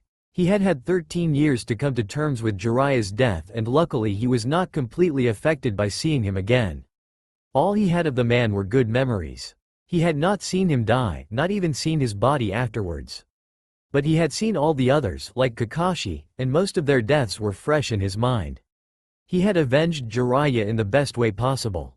By choosing not to kill Naruto, by convincing his sibling disciple to change his ways. And he was sure that was something the old pervert would have appreciated and approved of. It was still hard seeing him though. He loved the Sannin like a grandfather, and his death had messed him up for a time. That was so long ago though. Wake him up, Kit, Kurama growled from his place on Naruto's shoulder. The Anbu complied and kicked the passed-out sage. Jiraiya stirred and looked up at the two masked Anbu. Where did the pretty girl go? He mumbled. There never was one, you old pervert. Now get up, we have a lot to discuss. Jiraiya stared at Kakashi and Naruto, his face blank and contemplative. He would not have believed them, but what the Naruto had said was undeniable. He sighed and rubbed his face. I was hoping to save this world. We still can, pervy sage. There is so much to be done. And we have an edge on the Akatsuki. We know what they are going to do, they don't know that we know. And I think I could even convince Naruto to join us. He could stall their plans without them knowing, since he's the one who has to revive that damn statue thing, and it's not like Tobi can harm him. He needs Naruto alive. Jiraiya looked at the son of his student. He was too old, too damaged by war for his liking. But he had to admit that he was truly who had imagined his character in his book to be. Strong and noble and unwilling to ever give up no matter what. He leaned back. I will turn my spy's attention to the Akatsuki. With any luck we can find a way to get to Naruto. When we do I will send you word through my toad summons. He paused and scratched his chin. Speaking of which, how would you like to resign? Naruto gave his godfather a blinding smile. I would love to. His face fell. But I already have a contract with the Foxes. Kurama convinced them to allow me to be their first contractor. You can sign the toads as well, Naruto. They won't mind as long as the Foxes don't do anything. And besides, as my godson and Minato's son, you have more of a right than anybody to sign the contract. Naruto's smile returned and he bit his figure. Jiraiya handed him the contract and he signed it. If you can, summon Bunta and let him know who you are. I will, but that will have to wait. I have something important to tell you. Naruto's playful edge had completely left him. Now his eyes were completely serious and rather deadly. Jiraiya listened intently, not wanting to miss a single word the time traveler said. Danzo has become restless. I believe it is a result of my interference with the Uchiha. Their sudden change in heart must have left him without a card to play. I have had my Foxes trail him and his subordinates, and I have reason to believe he is planning a coup of his own. His prime target being the Uchiha. The Toad Sage was quiet for a long time. Have you told the third? Of course I have. One of my clones and a summon is with him at all times, just in case Danzo acts before we can stop him. I don't think he will do anything anytime soon though. If he does stage a coup, it won't be for another couple of years. This discovery is part of the reason I rushed to find you. I am also planning on getting Tsunade to return to. With her there, the old warhawk may stall his plans for a while. The white-haired Sannin scratched his chin again. This is very troubling. If he is trying to take over, that means he will also go after you. I know, he has already approached me. Kept saying that someone like me has a lot of potential if trained the right way. He would turn me into a mindless weapon the moment the chance arrived. He's getting restless, like I said. Very troubling. Be careful, Naruto. If he does stage a coup, he could even ask the Akatsuki for help. I thought about that. Kakashi spoke up. He had been silent since the beginning, and his sudden interruption started the two conversing shinobi. I wouldn't put it past Danzo to do something like that. He feels backed up against a wall. Ever since Naruto's return, the third has regained his power and influence he had lost since the Kyuubi's attack. Danzo is afraid to lose his ground. Naruto nodded his head. You're right, Kakashi. It would be bad if he calls on the Akatsuki, especially since they're already after me. Hell, he could even use me as a bargaining piece. Jiraiya started laughing, although without much humor. Naruto, I think you just hit the nail on the head. Naruto sat alongside his old master. He had one side of a blue popsicle and a wide smile on his face. I sure have missed this pervy sage. Missed what? Jiraiya asked, looking at his godson, curiosity lighting up his face. Naruto gave him a small smile. I really missed you. He looked at the ground. I have been wondering what it would be like to see you again. Ever since I returned. He sighed. I have always been proud to be your student. To rise above and achieve my dream of being Hokage. My dream changed slightly. I wanted to finish your work. I wanted to bring peace to this world. And now we have a chance to do it together. He faced his master, and this time his smile split his face. It was real and honest. Jiraiya mimicked him. I look forward to finding peace with you, Naruto. There was a long silence. The comfortable kind that neither one wanted to break. But Jiraiya had something on his mind. You mentioned you wanted help with your seal. What is it you need? Naruto hummed, and Kurama stirred from his sleep. He hopped on Naruto's lap and stared at the Sannin. Yes, I need your help altering it. He stopped and pulled out a seal. A privacy seal? Jiraiya cocked an eyebrow. Must be important if you have that up. It is important, and no one else knows about my plan. Anyway, here it is. I want to somehow connect my seal to the Shinigami. That way, if anyone ever attempts to get Kurama out of me, the seal will activate and POW my soul and his are both sealed within the Shinigami like Dad's. Jiraiya grimaced. Are you sure, Naruto? If you die and they still have the other tailed beast, then they can still use them to take over. Naruto looked at his hands. They were unscarred and small, the hands of a child. They didn't fit him. I have thought about that and I understand that dilemma. But if I die and Kurama is sealed with me, then their plan to revive the Jubi is instantly destroyed. The only way to make sure the Jubi never returns is if one of the tailed beasts is a retrievable. His voice had become a whisper by the end, as if he had finally realized what it all meant. He suddenly smiled and straightened up.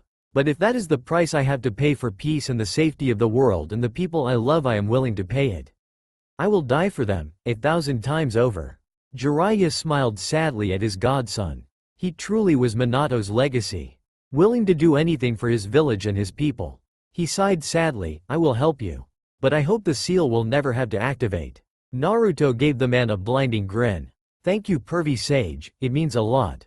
And trust me, I hope it never does as well. It was a week later that they found Tsunade. They had left Jiraiya in a brothel so he wouldn't say anything stupid. Kakashi and Naruto, adorned in their Anbu uniforms, observed the Slugheim from afar. Naruto was frozen to the spot, the memories of her death bombarding him. It was all too vivid, even if it had been nearly 9 years ago. They were fighting like always. The 5 Kage were as strong as ever. Unfortunately, Madara and Obito were stronger. They were ruthless, especially Madara. He knew he was practically invincible. Naruto was 20 at the time, battle-worn and dangerous. He was standing with the Kage as their equal, even if the title was not yet his. It was a bright and sunny day when the two Uchiha had showed up. Yes, bright and sunny. The battle was very similar to the first they had had against the Madara. Only this time Naruto was by their side with the two Jinchuriki, making a big difference. It was still tough, and in the end they had to retreat. They would have all gotten out safe for the most part, but they had not expected Tsunade, the fifth Hokage, to make a final stand. She had purposefully fallen behind them. She had believed they would not make it and knew she would die if she tried to stall them. She was right, she did die, at Madara's hands. Naruto could still hear his sick laughter now as he watched his grandmother figure gamble away her money. A lone tear streaked down his face. He turned his head towards Kakashi. The Jonin gave him a signal. With a flash the two Konoha Anbu appeared in front of Tsunade. She gave no indication of surprise when she looked up at them. Her eyes had hardened at the sight of the redhead and silver-haired shinobi. "What do you want?" she asked in a harsh voice. "To speak with you, Granny Tsunade." Naruto piped up. He smirked when he saw Tsunade's eye twitch at being called Granny. "Come back later, I'm busy." "Busy? So losing all of your money and getting into debt is busy?" Naruto shook his head then removed his mask. Tsunade studied him closely. She was unnerved at how familiar the red-haired shinobi looked. She narrowed her eyes. "Who are you?" Naruto smiled, and laughed when Tsunade about fell out of her chair. "I am the godson of your teammate." He winked at her before leaving the room. Kakashi looked after him in surprise but quickly followed. "Naruto, she'll never follow us." "Why did you suddenly leave?" "Because now she will. She must be feeling like she's seen a ghost." He chuckled. "You have seen a ghost, Naruto." Kakashi reminded. Naruto flew back and slammed into the wall. Tsunade stood above him, her eyes deadly and angry. "Explain yourself, you shit. What did you mean by you're my teammate's godson?" Naruto's head lolled back and forth, his mind foggy from the impact. "Tsunade-sama, please don't hurt him, he didn't mean any harm, he just doesn't have a filter sometimes," Kakashi said with his hands raised, palm forward. Tsunade gave him a sharp look. "I know who you are, Kakashi Hatake. But I don't know this man and I will not be disrespected by him." "You're disrespecting yourself by running away from your past granny," Naruto mumbled as he stood up. "And besides, my disrespect is a sign of my affection." He dropped his henge to reveal that he was just a kid, a miniature Minato at that. Tsunade stared at him open-mouthed. "You're Naruto Uzumaki Namikaze, son of the 4th Hokage, and Kushina Uzumaki, the Kyuubi's Jinchuriki and future Hokage." He smiled at her while pointing to his forehead where he wore his leaf Hite 8. Seconds later his smile vanished and his face became serious. Tsunade flinched at the look in his eyes. Eyes of a veteran. "We have a lot to talk about, Granny." Tsunade, like Jiraiya, sat in a stunned silence. She was amazed at what Naruto had been through. He had stood strong, even became the 6th Hokage, had seen his village destroyed, and kept fighting. She was torn apart. Naruto had mentioned Dan and Noaki and how they would have wanted her to stay strong for them. She took hold of the necklace and looked at it. It glowed with a soft green light. She smiled slightly before gripping it and looking up at Naruto. He could see the uncertainty in her eyes, which caused him to sigh. "Look, Granny, I know it's a lot to take in and I know right now you don't like Konoha much. And that's also why I came with this offer prepared. I have talked to the old man and he has also agreed. We want you to come back and revolutionize the medical corps. You will have full reign over anything to do with it. Training new medical ninjas, incorporating a medic into each squad. Even starting training for those in the academy. It would be a great help, you know. Many lives could be saved." She sighed again, glancing down at the necklace in her hand. "Everything you just said sound great. But you're still not convinced." Naruto finished for her. She flinched, knowing full well what Naruto meant when he said, "convinced." He was really saying, "You're too afraid to face your past." "Fine," he huffed. "Then let's make a bet." Her head shot up and she fixed him with a challenging stare. "What bet?" "We play a game of poker. I win. You come back to Konoha and take over the medical corps. You can have all the time you need to sort out your feelings. I lose. You can keep doing whatever you want, I won't stop you." She narrowed her eyes, smiled and shook the other blonde's outstretched hand. "You're on, kid." Naruto had a very satisfied grin on his face. He walked ahead of two of the legendary Sannin and Shizune. Kakashi strolled by his side, basking in the warmth of his companion's comforting and happy chakra. Suddenly Naruto stopped dead in his tracks. Kurama, from atop his shoulder, stiffened. From the shadows of a tree two very familiar shinobi emerged. One, the male, had a large grin plastered to his face.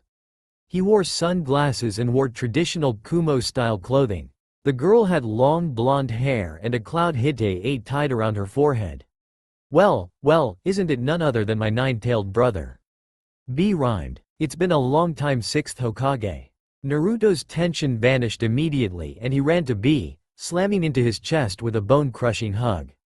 Octopops, you remember? B wrapped his arms around his fellow Jinchuriki. Yes I do bro. Fool, ya fool. So does 8-0 and Matabi. She filled in Yugito. Naruto looked over at the two tails Jinchuriki and gave her a nod of respect. She did the same. Hello B. How is my brother doing? Kurama asked. B stared. Now that is cool. How did you do that bro? Fool ya fool. Naruto laughed. I altered my seal a bit. I can teach the both of you if you would like? Yes. Fool ya fool. Naruto, we have some information you may like to hear. Yugito's soft voice interrupted the two boisterous Jinchuriki. Naruto raised one yellow eyebrow. It appears that Tsunade's Jinchuriki mysteriously stopped killing people around 4 years ago. He hasn't killed anyone since. Naruto's clone sat in the middle of a clearing by a small hut. A fake scroll of sealing in its lap. The real Naruto hid in the trees adorned in his Anbu uniform, his kitsune mask covering his whiskered face. It didn't take long before Iruka and Mizuki arrived. Events unfolded in much of the same way as they had in the original timeline. The real Naruto jumped in before his clone had to take on Mizuki after Iruka's speech. He was swift and with a simple flick of his wrist slit Mizuki's throat. The traitor fell to the ground clutching his bleeding neck. Naruto watched him slowly drown in his blood. He felt slightly remorseful, but the man had committed his crimes and he needed to pay for them. He looked up at Iruka and nodded before picking up Mizuki's cooling body and vanished. The next day he walked to the academy as himself. He finally had his old headband again. He wore a genuine smile as he entered the familiar room. He gave Iruka a big smile and sat by the much less broody Sasuke.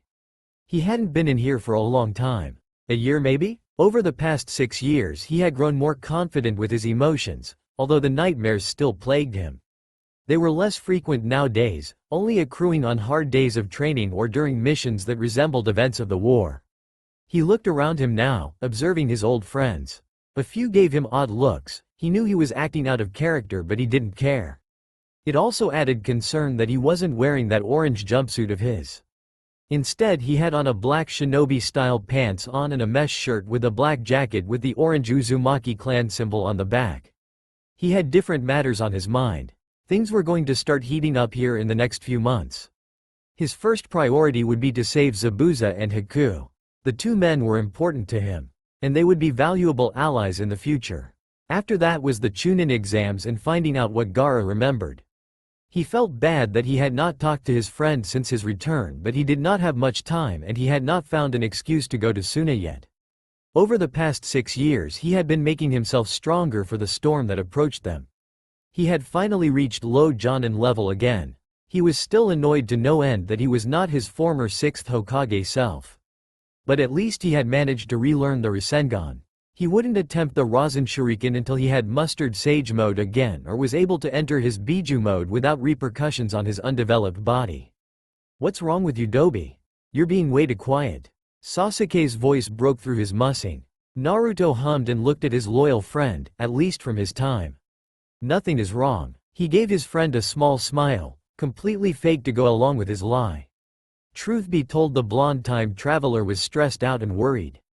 Sasuke looked at him. Naruto chuckled a little but turned his attention to the two bickering girls that had just arrived. Even if they had both took training more seriously after Tsunade had introduced them to medical ninjutsu, they were still fangirls at heart. He quickly moved to the other side of the Uchiha before the girls could fight with him. He didn't want to end up kissing Sasuke again. Once was bad enough. Sakura won and sat by Sasuke, much to the Uchiha's annoyance. He glared at Naruto as if to accuse him that it was his fault. But Naruto paid him no mind. He stared at Iruka as the Chunin went about his business. He had a list in his hand and was about to call the teams. All right, Class 1, I'm going to announce the teams now. Naruto ignored most of the other team calls until it got to Team 7. Team 7 will consist of Naruto Uzumaki, Sakura Haruno, and Sasuke Uchiha. Yep, just like originally. Naruto smiled. It was an old smile. One of someone reminiscing about a time long forgotten.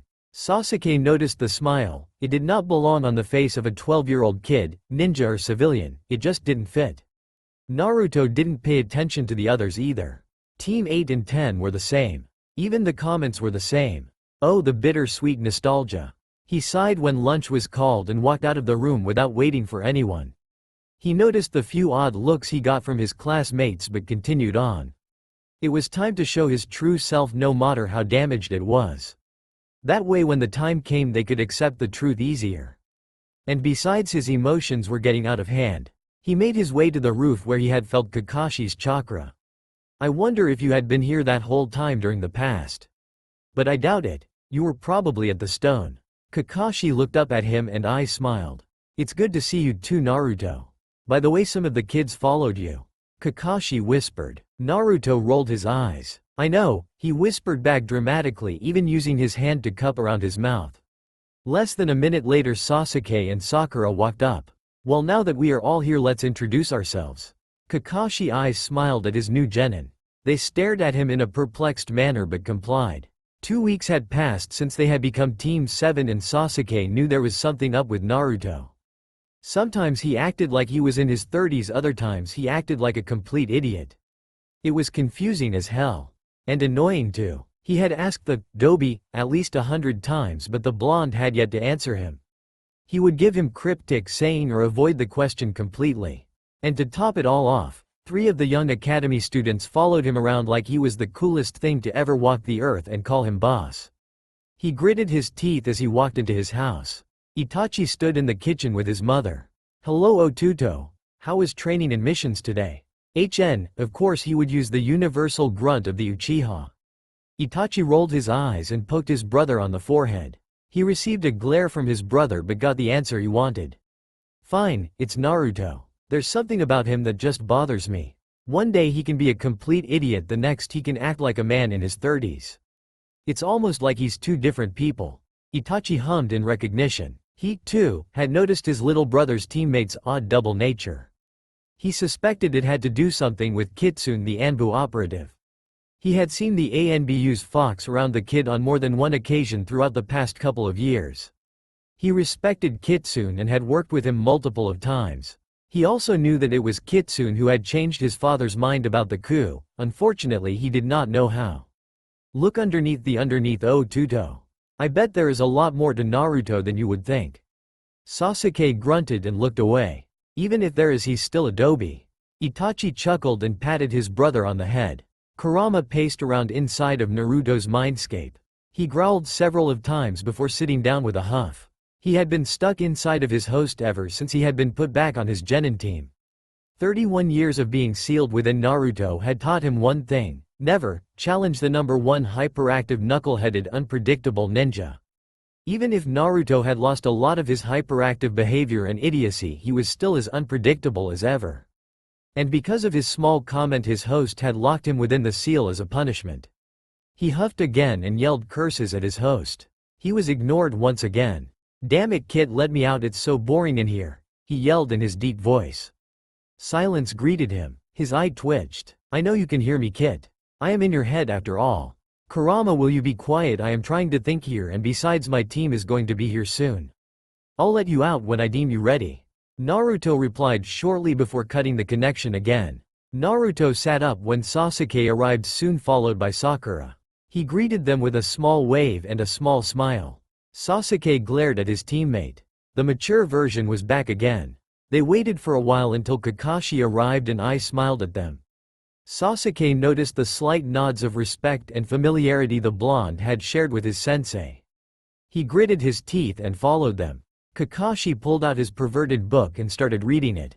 Naruto smiled, then rolled his eyes at the comment his ever-present friend said. He ignored the few glares he received from angry citizens. They had become much less since he had become a ninja. Officially at least, he chuckled at the thought. They reached the Hokage's office and walked in. Iruka was at the desk by the third. This was the day they would receive the wave mission. Naruto smiled at the old man and he returned it. Hey Gigi, got a good mission for us? Yes I do, Naruto. I believe your team is ready for AC rank. It is an escort mission to the Land of Waves where you will guard a bridge builder until the bridge is finished. He paused and his smile slipped. Although I have a feeling this mission may be more than what it is made out to be, so I am going to send an Anbu with you. He goes by the codename of Kitsune. He gave Naruto a pointed look. The blonde Jinchuriki raised an eyebrow but nodded. He silently thanked the Hokage for making his job a hell of a lot easier. You don't think my kids and I can handle a simple mission, Hokage-sama? Curse you, Kakashi. It's not that, Kakashi. I would feel a lot better if Kitsune went along. He could be of great help if anything unexpected happens. What could go wrong on an escort mission? Sasuke butted in. Naruto sighed and looked at his friend and teammate. Everything can go wrong, Sasuke. Expect the unexpected. Sasuke's eye twitched, again with the damn mature moments. Naruto laughed and looked up at Kakashi. Come on sensei, let Kitsune come. Maybe he could show us some cool stuff. He begged in a childlike voice, successfully throwing the Uchiha off again. I agree, he could show us something, Sasuke said. Sakura nodded in agreement. Kakashi looked at his genin with a mock-hurt expression. What, you don't think I won't show you something cool? I doubt we will need Kitsune. Naruto sent carefully controlled killing intent at Kakashi. Only he and the Hokage were able to feel it, and maybe a few Anbu, but everyone else was oblivious. Kakashi shivered slightly. The warning was utterly clear to him. He sighed. Alright, Kitsune can come. The Hokage nodded and brushed off the after-effect of Naruto's ki. He truly was a Kage in his time. Only a Kage could have had such an influence on people around him without some knowing. He could feel the unhinged Anbu members around him. Surely they had never expected Naruto capable of such a feat. Good, he said, because I was going to send him anyways despite your disapproval, Kakashi. I want my shinobi safe and Kitsune has already agreed to refuse payment for this mission. He is going on volunteer only. The Hokage smiled triumphantly when he saw Naruto's eyebrow twitch in annoyance. That's kind of him. Naruto gritted out his glare directed at Hokage. The third merely chuckled and pointed to the door behind them. Right then Tsunade walked in, his bottle of sake in a brown paper bag. His cheeks were red from the burning alcohol and his eyes were dazed red and puffy. He looked the team over and snorted. They're just a bunch of snot-nosed kids, how do you expect them to protect me? Kakashi eyes smiled at him. Trust me, Mr. Contractor, these genin are strong and very capable ninja. And besides, I am an elite jonin and there will also be an elite Anbu who volunteered coming with us. You have nothing to worry about. After all, this is a simple escort mission, right? Unless you're not telling us everything? Tsunade nodded his head in contemplation. Nope, nothing new. He drawled. Good, then meet us at the gates in about an hour. He left in a swirl of leaves. Naruto had gotten to his apartment quickly. He grumbled under his breath as he packed. Damn Kakashi for trying to make things harder for him. He heard Kurama laugh from within his mindscape. Shut it, fox, or I won't let you out. The great Kyuubi silenced himself immediately. The time traveler finished packing his things and sealed them all into a sealing tattoo on his arm. He lifted up his sleeve and pressed 2 fingers to his another tattoo. Instantly his Anbu gear and mask unsealed themselves. He dressed in them and hanged himself. He placed his mask on his face and created a clone to pose as him. He looked around his clean and monk-like apartment and activated his protection seals. He shunshined outside of his apartment and headed to the gates. His clone made its way there in a much slower fashion, acting as its idiotic self. He arrived before everyone and hid in the shadows, expertly suppressing his chakra. He doubted that even Kakashi could sense him. It wasn't long before Sasuke showed up. He smiled at the Uchiha's annoyed expression. He had never been the most patient person in the shinobi world. Tsunade was the next to arrive, even drunker than before. Sasuke only gave him a small glance before turning his head away. Must still be annoyed at being called a snot-nosed brat. He smiled behind his mask. Ah, the memories. Sakura arrived next. She immediately started ogling over Sasuke and talking about what she had learned from Tsunade. His clone came right after. Naruto noticed Sasuke's relieved face when he spotted the clone. But that didn't last long, as the clone started being stupid again. It was a while later that Kakashi arrived, after the designated time, of course. Naruto smiled again as all 3 genin yelled at him. All right, my little ducklings, let's go. Kakashi eyes smiled and started to walk. Wait, where is the Anbu guy sensei? Sakura asked obliviously. Kakashi chuckled and pointed to the shadows where Naruto hid. He's been lurking over there this whole time. I'm pretty sure he was the first to arrive actually. What really? Naruto's clone played dumb. Yep, he is Anbu after all. Kakashi looked to the shadows, right at the seething Naruto. He had been hoping Kakashi wouldn't catch him. Come on out, you lurker. Introduce yourself to the kids. Naruto huffed and smiled behind his mask. He quickly flickers to the other side of the gate, then walked out of those shadows. The genin jumped when he came from the other side as well as Tsunade. Kakashi just laughed. He had known Naruto had switched places just to mess with the genin. Yo, you little kids. He greeted using Kurama's favorite phrase. He had been annoyed with the fox for calling him that all the time. After all, he was technically 31 years old. The genin looked at him in awe. Jealousy in Sasuke's case, and wonder in Tsunade's case. Sensei was wrong, you were over there. Naruto's clone blurted out. Naruto chuckled and patted him on the head. Yep, your sensei is a silly man. He said and laughed at the annoyed face his clone was making. Anyway, I am Kitsune, the Anbu who volunteered.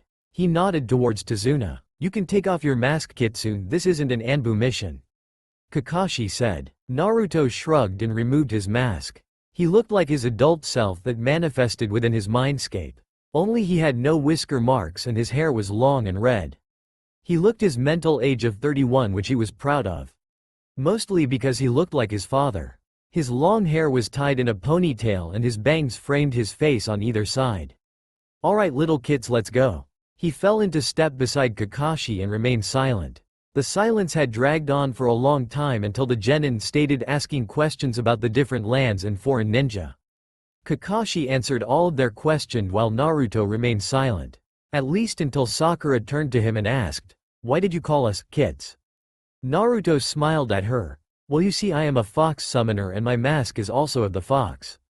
Baby foxes are often called kids, so I have started calling children like you, kids." Sasuke glared at him. "We aren't children." Actually you are. Ninja or not, you still have not experienced enough to call yourselves adults. When you live through as much as your sensei and I, then I will stop calling you kids. His eyes hardened. Although I hope you will never have to experience what we have. The genin looked at him oddly but brushed it off. So you're a fox summoner? Can you show us? Sakura asked. Naruto smiled again. Yep, he bit his figure, made a hand seal, then summoned Kurama from his seal. What he saw made him laugh extremely hard. Kurama had not expected to be summoned and was in the process of cleaning himself. He had been licking under his leg in a cat-like fashion when he had materialized outside of the seal. He stopped immediately and glared at his host. You little shit, at least give me a warning before you fucking summon me, you asshole. Naruto only laughed harder than shook a finger at him. Naughty Kurama, no swearing around the kids. I'll swear if I want, you damn fool. Now stop laughing before I bite your balls off. Kurama snapped his jaws at his host. Naruto snapped his mouth shut and stood straight. You wouldn't? The fox grinned evilly at him. Oh yes, I would, kid. Naruto shivered and protected his family jewels. That was when he noticed the perplexed look on the genin's faces. Yep, this is one of my summons, Kurama. He is the fox I summon the most. Naruto left it at that. He did not want to provoke his Biju more than necessary. Kurama hopped up on his shoulder and sat down. He hummed contentedly and nudged his Jinchuriki's head affectionately. Naruto didn't comment on how fast the Biju had forgotten about what had just happened. Apparently the fox was just happy to be free of his cage again. Kakashi, Naruto, and Kurama all noticed the puddle on the ground. It was of no surprise after all, they knew it would be there. The demon brothers jumped out and attacked him and Kakashi. Both disappeared and watched the fight unfold. Naruto smiled, they were even better than in his time. Actually, it seemed more like muscle memory for them, odd. They seemed surprised as well. The battle was over quickly and the interrogation was done with. Naruto was stretching out his chakra looking for Zabuza and Haku. It didn't take long to find it. He looked at Kakashi and nodded. His clone moved around throwing kuni in bushes. One nearly hit a rabbit. Naruto smirked at the sense of deja vu. He knocked the genin and Tsunade down the next moment. Zabuza's giant-ass sword flew through the air and impaled itself into a tree. He landed on it a second later, observing the group below him. 3 genin, 2 jonin, one an Anbu and the other Kakashi of the Sharingan. No wonder those 2 fools were taken out. He shook his head. He smiled beneath his bandages. I'm going to enjoy this battle. Within a moment mist started encompassing the area. It grew thicker and Zabuza's ki filled the area. It had no effect on Naruto. After all, he had felt Madara's ki, and that was truly terrifying. This was child's play compared to that. Naruto sent his own ki towards Zabuza. He felt the man freeze for a moment and shiver violently. He was still for a while before he got somewhat used to the terrifying weight and intensity of the ki. Now, Mr. Anbu, that is some horrible killing intent you have. Even fiercer than mine. Oh, I am definitely going to enjoy this fight. I kind of suck at fighting scenes, so I am going to downplay it, but since most of you know how the original fight goes, you will be able to imagine it. The fight played out much of the same way. Naruto let Kakashi do most of the work. After all, he was still working on becoming stronger. He used Kurama to do some combo attacks to keep Zabuza busy while his clone and Sasuke freed Kakashi. He was only trying to wear the demon of the bloody mist down, so Haku had to interfere. And interfere he did. The Senbon flew through the air and struck Zabuza in the neck, knocking him out and putting him in a death-like state as before. Haku appeared and lifted Zabuza's limp body onto his shoulder. Naruto smirked. Thank you for your help, I have been hunting him for a while now. Sure you have, Hunter Nin-san. Haku made to leave, but Naruto stopped him and leaned in close. When your master wakes up, tell him I have a proposition for him. I have a feeling your employer will not uphold his end of your bargain. Even if Haku didn't show it, Naruto could tell he was shocked. The fake Hunter Nin nodded his head before departing. Did you give the boy the warning? Kakashi asked later that day when they were safely at Tsunade's home. Yes, I did. I believe you will listen.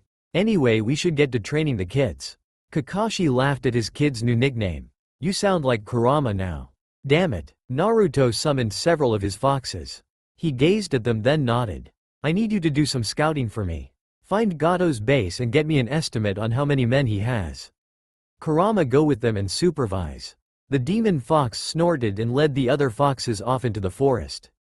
That is very useful. Foxes are common creatures, no one would suspect a thing from them, especially since there has never been a summoner before.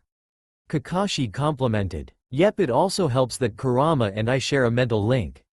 I am also going to send some clones to watch the house and to scout out the area. Kakashi nodded. Have a few watch Tsunade too. That way the kids can have my full attention. They are better than last time from what you've told me. And Sakura's medical ninjutsu came in handy. I thought I would have to spend this week down again. True, but I was also there this time. You didn't have to use up as much chakra. Anyway, let's get the kids training. The two walked in silence till they reached the clearing where the genin were camped out waiting for them. You're late again, sensei. Naruto's clone blurted out. Would only I get berated. Foxface here was late too. Kakashi said in mock hurt, even slumping his shoulders some. Naruto suppressed his laughter. He is my clone after all, he whispered. The time traveler was one again surprised. Sasuke and Sakura had done great with tree climbing. Both had mastered it in what seemed a day. With that out of the way, Kakashi started them on water walking. Sakura finished that one first. Her chakra control was as amazing as ever. It made him smile, to see his friends doing so well in this time. He was especially glad that Sasuke wasn't such a broody bastard. Kit, I have to talk to you. Kurama's voice sounded in his mind. Yes bro? I was just thinking about that Edo Tensei thing. These two were revived by it, right? Yeah, but I didn't see them at the time. Well, I just realized that the Gold and Silver brothers were revived as well. Remember, that was how the Jubi was revived. Naruto fell out of the tree he was sitting in. Shit, he yelled, surprising the genin and their sensei. He stood up and glared into space. I can't believe I forgot about that. One of the most important aspects of the war, and I forgot. He kept ranting at his stupidity within his mindscape while pacing back and forth in the real world. You weren't the only one, Kit. I forgot too. Either way, we need to find a way to prevent that. Even if they can't get us, they still could get them, or even that one kid from the monastery. Kurama stated bluntly. I forgot about him too. Kid, don't beat yourself up, it's been years since both of those happened. That was when you were 16, you're 31 now. Half the blame goes to me too. But we can't dwell on that. We need to come up with a solution to the Edo Tensei problem. Damn, I hate that jutsu. Naruto stopped pacing and sighed. He looked at the three people staring at him. I hate it too, Kurama. Kakashi and Naruto waited for the two missing nin to arrive and speak with them. It didn't take long before they felt their chakra signatures. Zabuza and Haku landed in a tree, their bodies tense and ready for a fight. Naruto just smiled and waved a lazy hand at them. We won't attack as long as you don't. His voice was completely honest. Now, here is the deal. From what I can tell, Gato has no intentions of paying you. If anything, he will wait for you two to get tired by fighting us, then take us all out at once. Zabuza stiffened and nodded. He had had his suspicions, and what the Anbu was saying made sense. He motioned for Naruto to continue. I want to make a deal with you. I will personally pay you double what Gato would if you help us. I say we act like we are fighting. Wait till Gato comes out and whip out his forces with our full strength. He wouldn't even suspect a thing. Zabuza nodded again. It sounds like a good deal. Although how do I know you won't double-cross us or not pay us? Naruto stared him down for a moment before pressing two fingers to a seal on his arm. A puff of smoke appeared. When it cleared, a bundle of money was in his hands. I know why you are working for scum like Gato. Your home is in civil war and you want to help end it. But it has already ended. Yagura the Yondaime Mizukage is dead. You can return home. Zabuza's eyes widened, but he looked skeptical. How do you know that? I have a great spy network. But that is besides the point, Zabuza. There is no need for any shinobi to die on this mission, and especially for scum like Gato. That is why I am offering you this deal. Also, I hope to work with you in the future and maybe even make an alliance with the reformed Kiri. There is a storm coming that we need to be prepared for. Will you accept my offer, Zabuza? There was a long silence before the missing nin finally nodded. Fine, I'll do it. But you better be telling the truth about Kiri. If I have to, I will personally escort you there, and if the information was wrong, I will help you back out. He tossed the money to Zabuza. As of right now, we are now allies. I hope we can work well together. The next day was the time for the moment of truth. All of them were at the bridge. Naruto had left his clone to protect Tsunade's family and to help inspire Inari. Kakashi had let Sasuke and Sakura on in the deal that was made so they wouldn't try to kill Haku when he fought them, and so they would work themselves too hard. The mist shrouded them and the mock battle began. His clone soon arrived after taking care of the bandits. It wasn't too long later that Gato and his army arrived. The four experienced ninja only smiled at their stupidity. What followed was a massacre. It was a week and a half later that all of them departed from the Great Naruto Bridge. The people of Wave had their confidence and strength of will back. They would be all right, that was for sure. Zabuza and Haku parted on their own note with the money Naruto had saved up just for this occasion. He had a clone trailing them just to make sure his information was correct. The Konoha nin made their way home. Naruto handed in his own report when they arrived back home. The Hokage read it through twice before letting Naruto go. He sat at his desk for a long time. The time traveler had told him about the whole Edo Tensei thing. It worried him greatly. And on top of that, his grandson like Jinchuriki had told him about his plan with his seal. He shook his head and looked out the window to see Naruto's small form walking away. Naruto made his way home. Gaara would be here soon for the Chunin exams. He was giddy with excitement to see his old friend. Just a few more days. Konohamaru and his two misfits trailed behind Naruto disguised as a rock. Naruto had to suppress his laughter at their childish behavior. Finally he turned on them. Really, what rock is rectangular like that? He heard three squeaks of surprise, then the three jumped out. As amazing as ever, boss. Konohamaru exclaimed. Damn straight I am. Naruto lifted his nose in the air and smiled. After all, I am going to become the best Hokage this village has ever had. Alright boss, but I don't think your girlfriend agrees. The young Sarutobi said, his eyes locked on Sakura's disbelieving face. She turned on him, her eyes blazing. Green fire-like chakra seemed to emanate off of her, and she seethed with the fires of 1,000 green suns. I am not his girlfriend. She gritted out before grabbing the kid's shirt and lifting him up. She's not my girlfriend, Konohamaru. Naruto deadpanned as the boy escaped her fury only to run into somebody else. Naruto's smile split his face when he saw Kankuro lift Konohamaru up in the air and threaten him. He walked up to the siblings. I would let him go if I were you. He stated calmly. Oh yeah? And who are you to tell me what to do, Whisker Face? Kankuro growled. Naruto shrugged. I am Naruto Uzumaki, and that boy you are threatening will become a strong ninja one day, capable of kicking your ass. After all, he is the grandson to the third Hokage. Kankuro scoffed but let go of the kid when a rock hit his hand. Sasuke sat in the tree acting all cool. Just like last time, Naruto thought. You in the tree, reveal yourself. The Uchiha said. Gaara appeared in a swirl of sand next to his siblings as Sasuke appeared by his teammates and the 3 academy students. Naruto met Gaara's eyes. They were the eyes of his old friend. But he restrained himself as Sasuke continued. You are Tsunade. What are you doing here in Konoha? We are here for the Chunin exams. Temari answered. Here is our entry forms. She flashed them to prove it. Alright then, what are your names? I am Temari, this is Kankuro and Gaara of the Sand. Gaara answered, his eyes still locked with Naruto. The stoic nin smiled at him. It's been a long time. 6th. How is the Kyuubi? Naruto beamed. He is doing fine. 5th. How is Ichibi? As sadistic as ever, my brother. They laughed together, ignoring the surprised and confused faces of those around them. Want to go get some ramen with me, Gaara? Yes, I would. He replied. The two vanished in the next second, leaving the genin speechless. The 2 Kage made their way to the ramen stand. Temari and Kankuro were speechless. Even if Gaara had stopped killing people, he had still been distant with them and untruthful. But here was this random Konoha nin that had managed to make him smile. But the comment about the Kyuubi was the red flag. They knew now that the other boy was also a Jinchuriki. But the part about 5th and 6th was confusing and oddly familiar. They stared after the 2 Jinchuriki in wonder. Sasuke was angry. Once again, the damn mature version of Naruto was back. And he somehow knew the Tsunade. And what was all that weird talk about?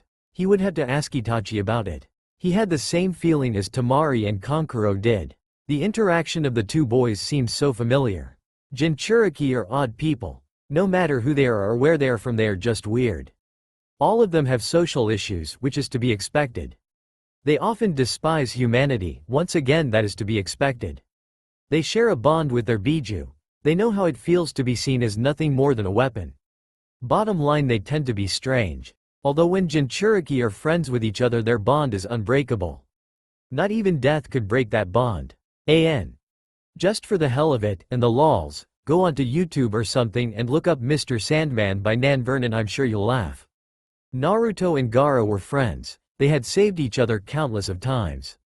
Their bond was unbreakable. They knew each other's pain. They were both Kage. They were the sons of both Yondaime Kages of their respective villages, and both of their fathers had tuned them into Jinchuriki.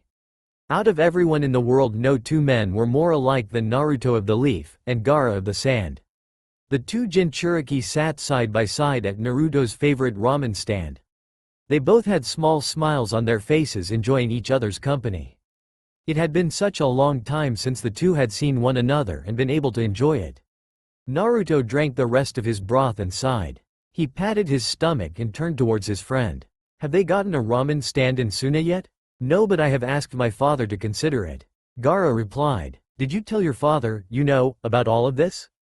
Naruto asked cryptically, hoping no one would question it. I have. He didn't believe me at first, so I showed him through my actions. He started believing me eventually. His face was contemplative. He turned his green eyes towards Naruto. We have some sensitive matters to talk about, Naruto. Do you have a place we can talk? My apartment is one of the safest places here in Konoha. The only other more secure ones are the Hokage's office and Kakashi sensei's house. Naruto set some money on the counter and stood up. Thank you for the ramen, old man, I'll see you later. He nodded his head at Gaara and left the stand. The Sand's Jinchuriki followed close behind him, ignoring the curious glances from the villagers. You have done a lot since our return, Naruto. Like the Uchiha? Are you certain that was such a good idea? They are comrades like everyone else, Gaara. Even so, things are not as they should be because of that. The future is becoming uncertain. Gaara said. What do you mean by that? I will tell you when we get to your place. Naruto shut the door behind Gaara as he stepped into his monk-like apartment. The Ichibi container chuckled. So clean. Naruto rubs the back of his head. Yeah, I couldn't stand it being messy. It reminded me too much of the chaos of war. He suppresses a flinch and leads Gaara into his kitchen area. He activated his privacy seals and sits down. Alright, mind telling me what you know? Gaara sat down across from his old friend. There will be no invasion from what I know. Silence rang out. It was so intense it was almost loud.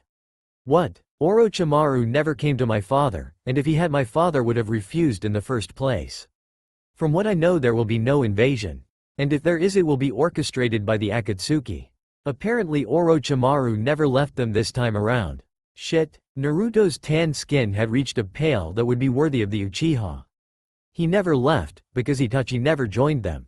I thought so. That would also mean Orochimaru may not be after Sasuke this time around. Either way, we do not know what will happen from here on out. Gaara fixed Naruto with a stern gaze. I let my father know of the possible invasion. He will have troops on standby just in case. He will need the Hokage's approval though. I will talk to the old man. He frowns. Damn, this changes everything. What if nothing happens the same now? We won't know what's coming for us. No, we won't. Maybe that is just a side effect to the jutsu the Biju cast. Hold on, I am going to bring Kurama out. He made a hand seal and the great Kyuubi formed outside of the seal. I wouldn't doubt it, Gaara, Kurama said as he stretched his limbs. Interesting, I didn't know you could bring your Biju out like that. Gaara scratched his chin. I can show you later. I already helped B and Yugito do it. By the way, both of them will be here for the exams. B told A what happened. He has agreed to an alliance with Konoha. I don't know about the others though. Poor Isobu, it must have sucked being controlled like that again. I'll have to watch for when he reforms. Naruto leaned into Kurama. There was a short silence between the two. It was comfortable and nice. Only their soft breathing was heard. Their chakra helped calm each other's war-broken nerves. It seems a little unfair for us to participate in the Chunin exams, isn't it, Gaara? The Ichibi Jinchuriki gazed at his friend. Yes, it is. We know all of their moves and tactics. And we are Jinchuriki who have the support of our Biju. And not to mention we were both Kages at one point. Gaara chuckled. Yeah, that too. So you have been training a lot? Naruto gave him a foxy grin. Oh yeah, and I plan on revealing that I am a Jinchuriki during the final exams. That way the cat will be out of the bag and I can practice with Kurama freely. Besides, the Akatsuki already know who I am, so it's not like I am changing anything there. Yes, but then our generation will know the truth about you. Better sooner than later, Gaara. I want them to know what I am.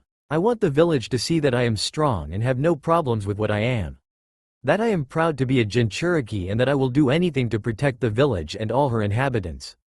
I want them to know that I am glad the fourth chose me as the village's Jinchuriki. Naruto's voice was full of passion and love for his home. It made Gaara smile. He had missed the strength of his friend. When will the village know of your true lineage? Gaara asked, curiosity coloring his voice. When I become a Chunin, the old man is going to make an announcement. He knows I can handle myself, plus I have Kurama at my side. Are you sure you want people to know about that? Why not? I am proud of who I am. I am proud to be Kurama's Jinchuriki. I don't care what they think of my right now. Because one day they will see me as their Hokage and protector. I see. That is a good reason then. Is there anything else I should know or help with? Naruto thought for a moment. He scratched the back of his head and looked back at Kurama, then returned his gaze to his friend. Yes, there are a few more things I believe you should know. Only Kurama and the old man know of this.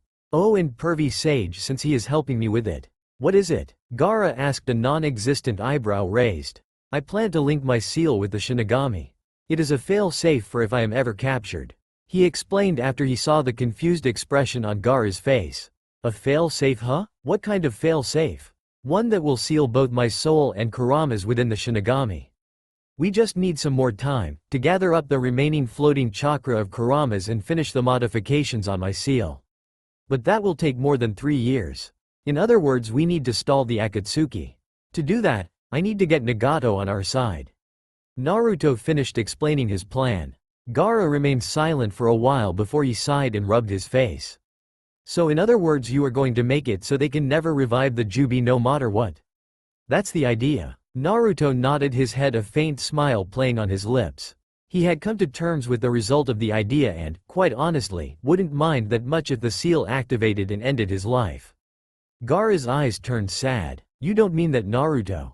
There is so much to live for now that we can change the future. Naruto started and realized he had spoken his thoughts aloud. He averted his eyes. It has been so hard for me these past years, Gaara.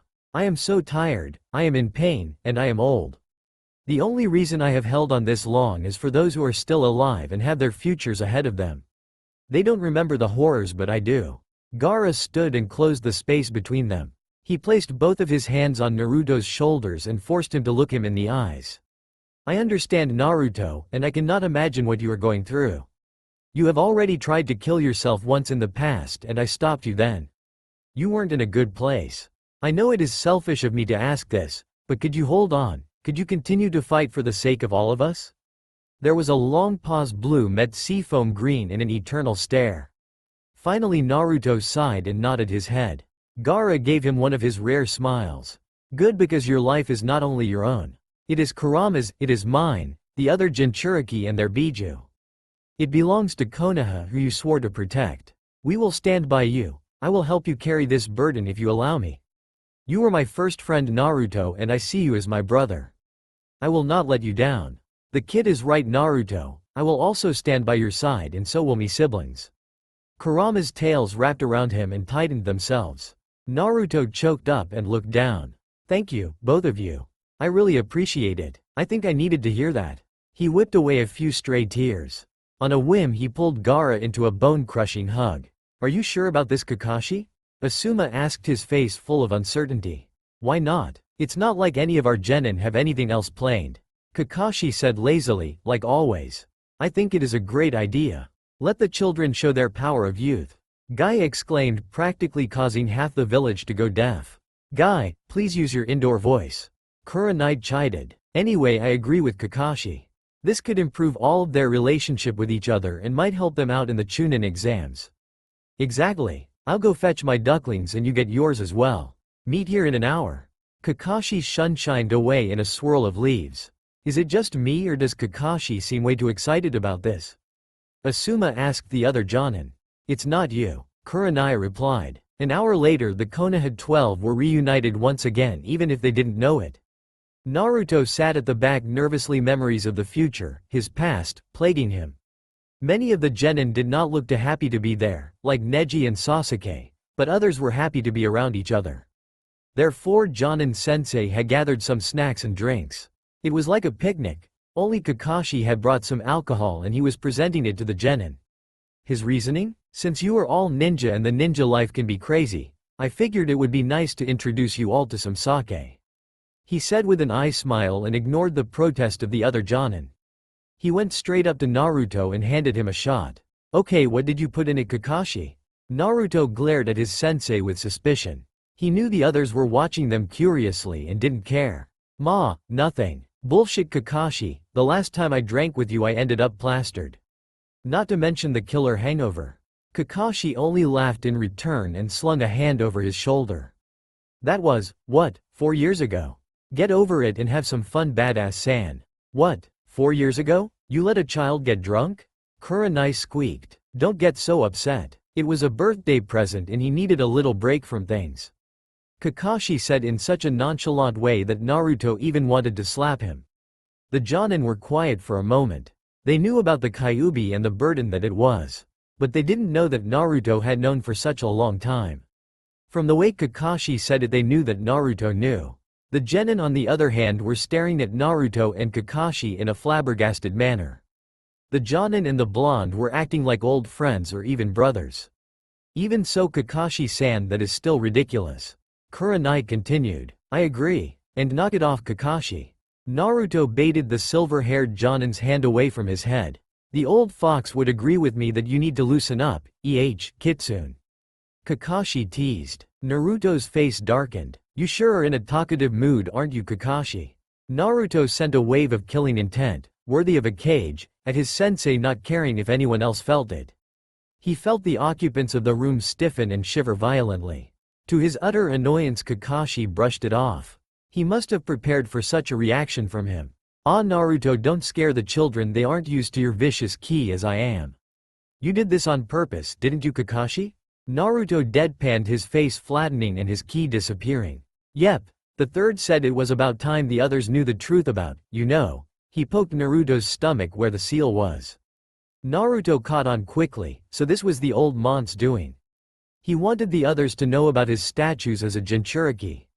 He looked at Kakashi's finger pointing to his abdomen and got an idea. Are you implying that I'm pregnant? Kakashi gaped at him. Naruto started laughing. What the hell are you guys talking about? Both Neji and Sasuke blurted out at the same time. Naruto sobered up and let his face go blank. I guess Gigi is right. He sighed and faced his friends, at least in his time. You see, 12 years ago the fourth didn't kill the Kyuubi, he sealed it into the last Uzumaki. Me, I am the Jinchuriki of the Kyuubi no Kitsune. There was a stunned silence. The genin didn't know how to react. They knew what the Kyuubi was, but to think that it was sealed inside one of their comrades was hard to believe. So that's why you've always been alone. Sasuke said more to himself than to anyone in the room. Naruto looked at him and shook his head.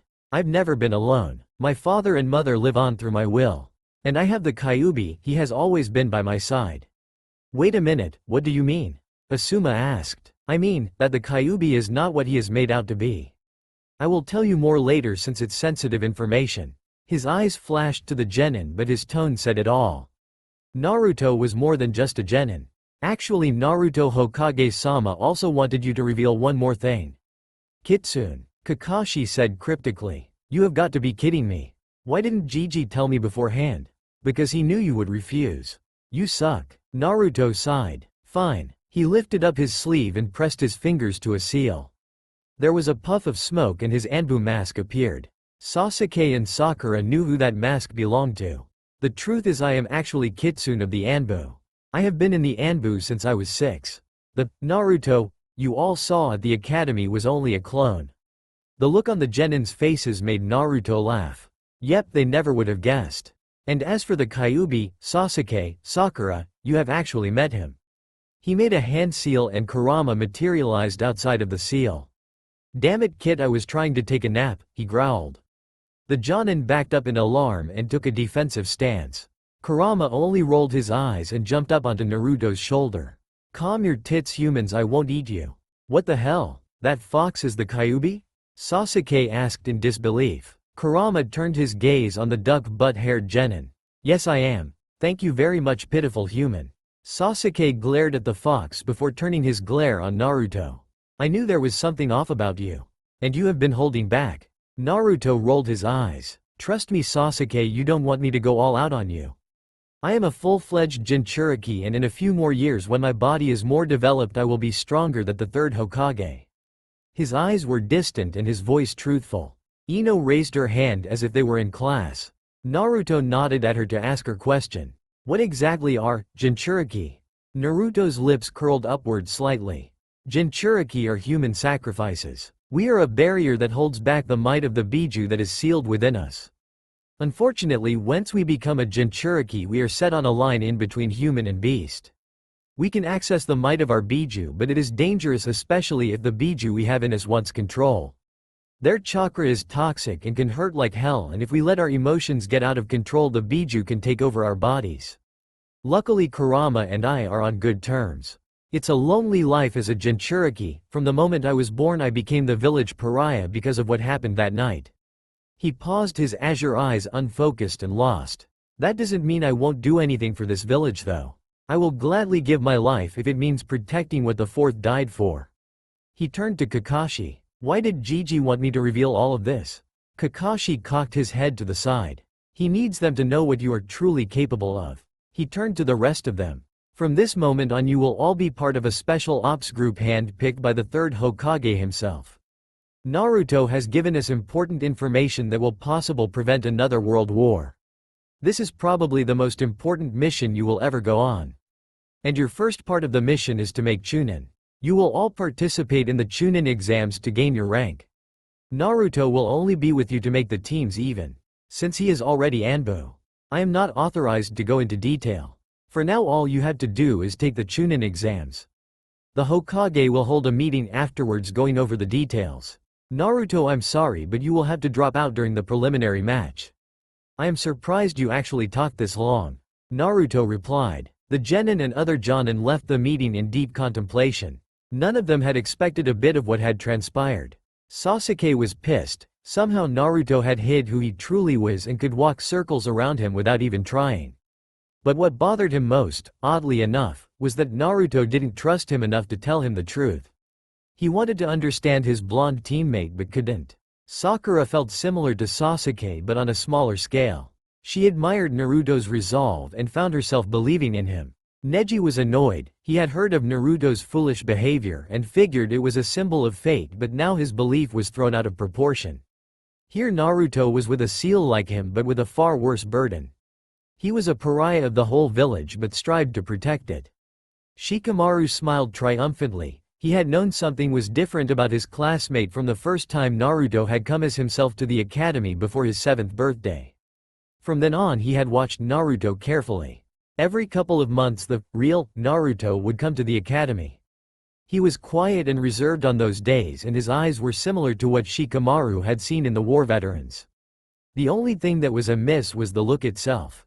Even if Naruto was an Anbu, he should never have the eyes of someone had seen war and lived to tell the tale. He rubbed his chin. He would have to analyze his blonde classmate closer. As for the other genin, most were just excited and proud to know that they had been chosen for a special mission. But one thing that surprised them all was the faith they had for Naruto. It was out of place, almost like it didn't belong to their current being. When they had heard the conviction in Naruto's voice, they believed in him. They wanted to follow him no matter what. I was almost disturbing. That's all for now. If you enjoy this video, then please like, share and do comments.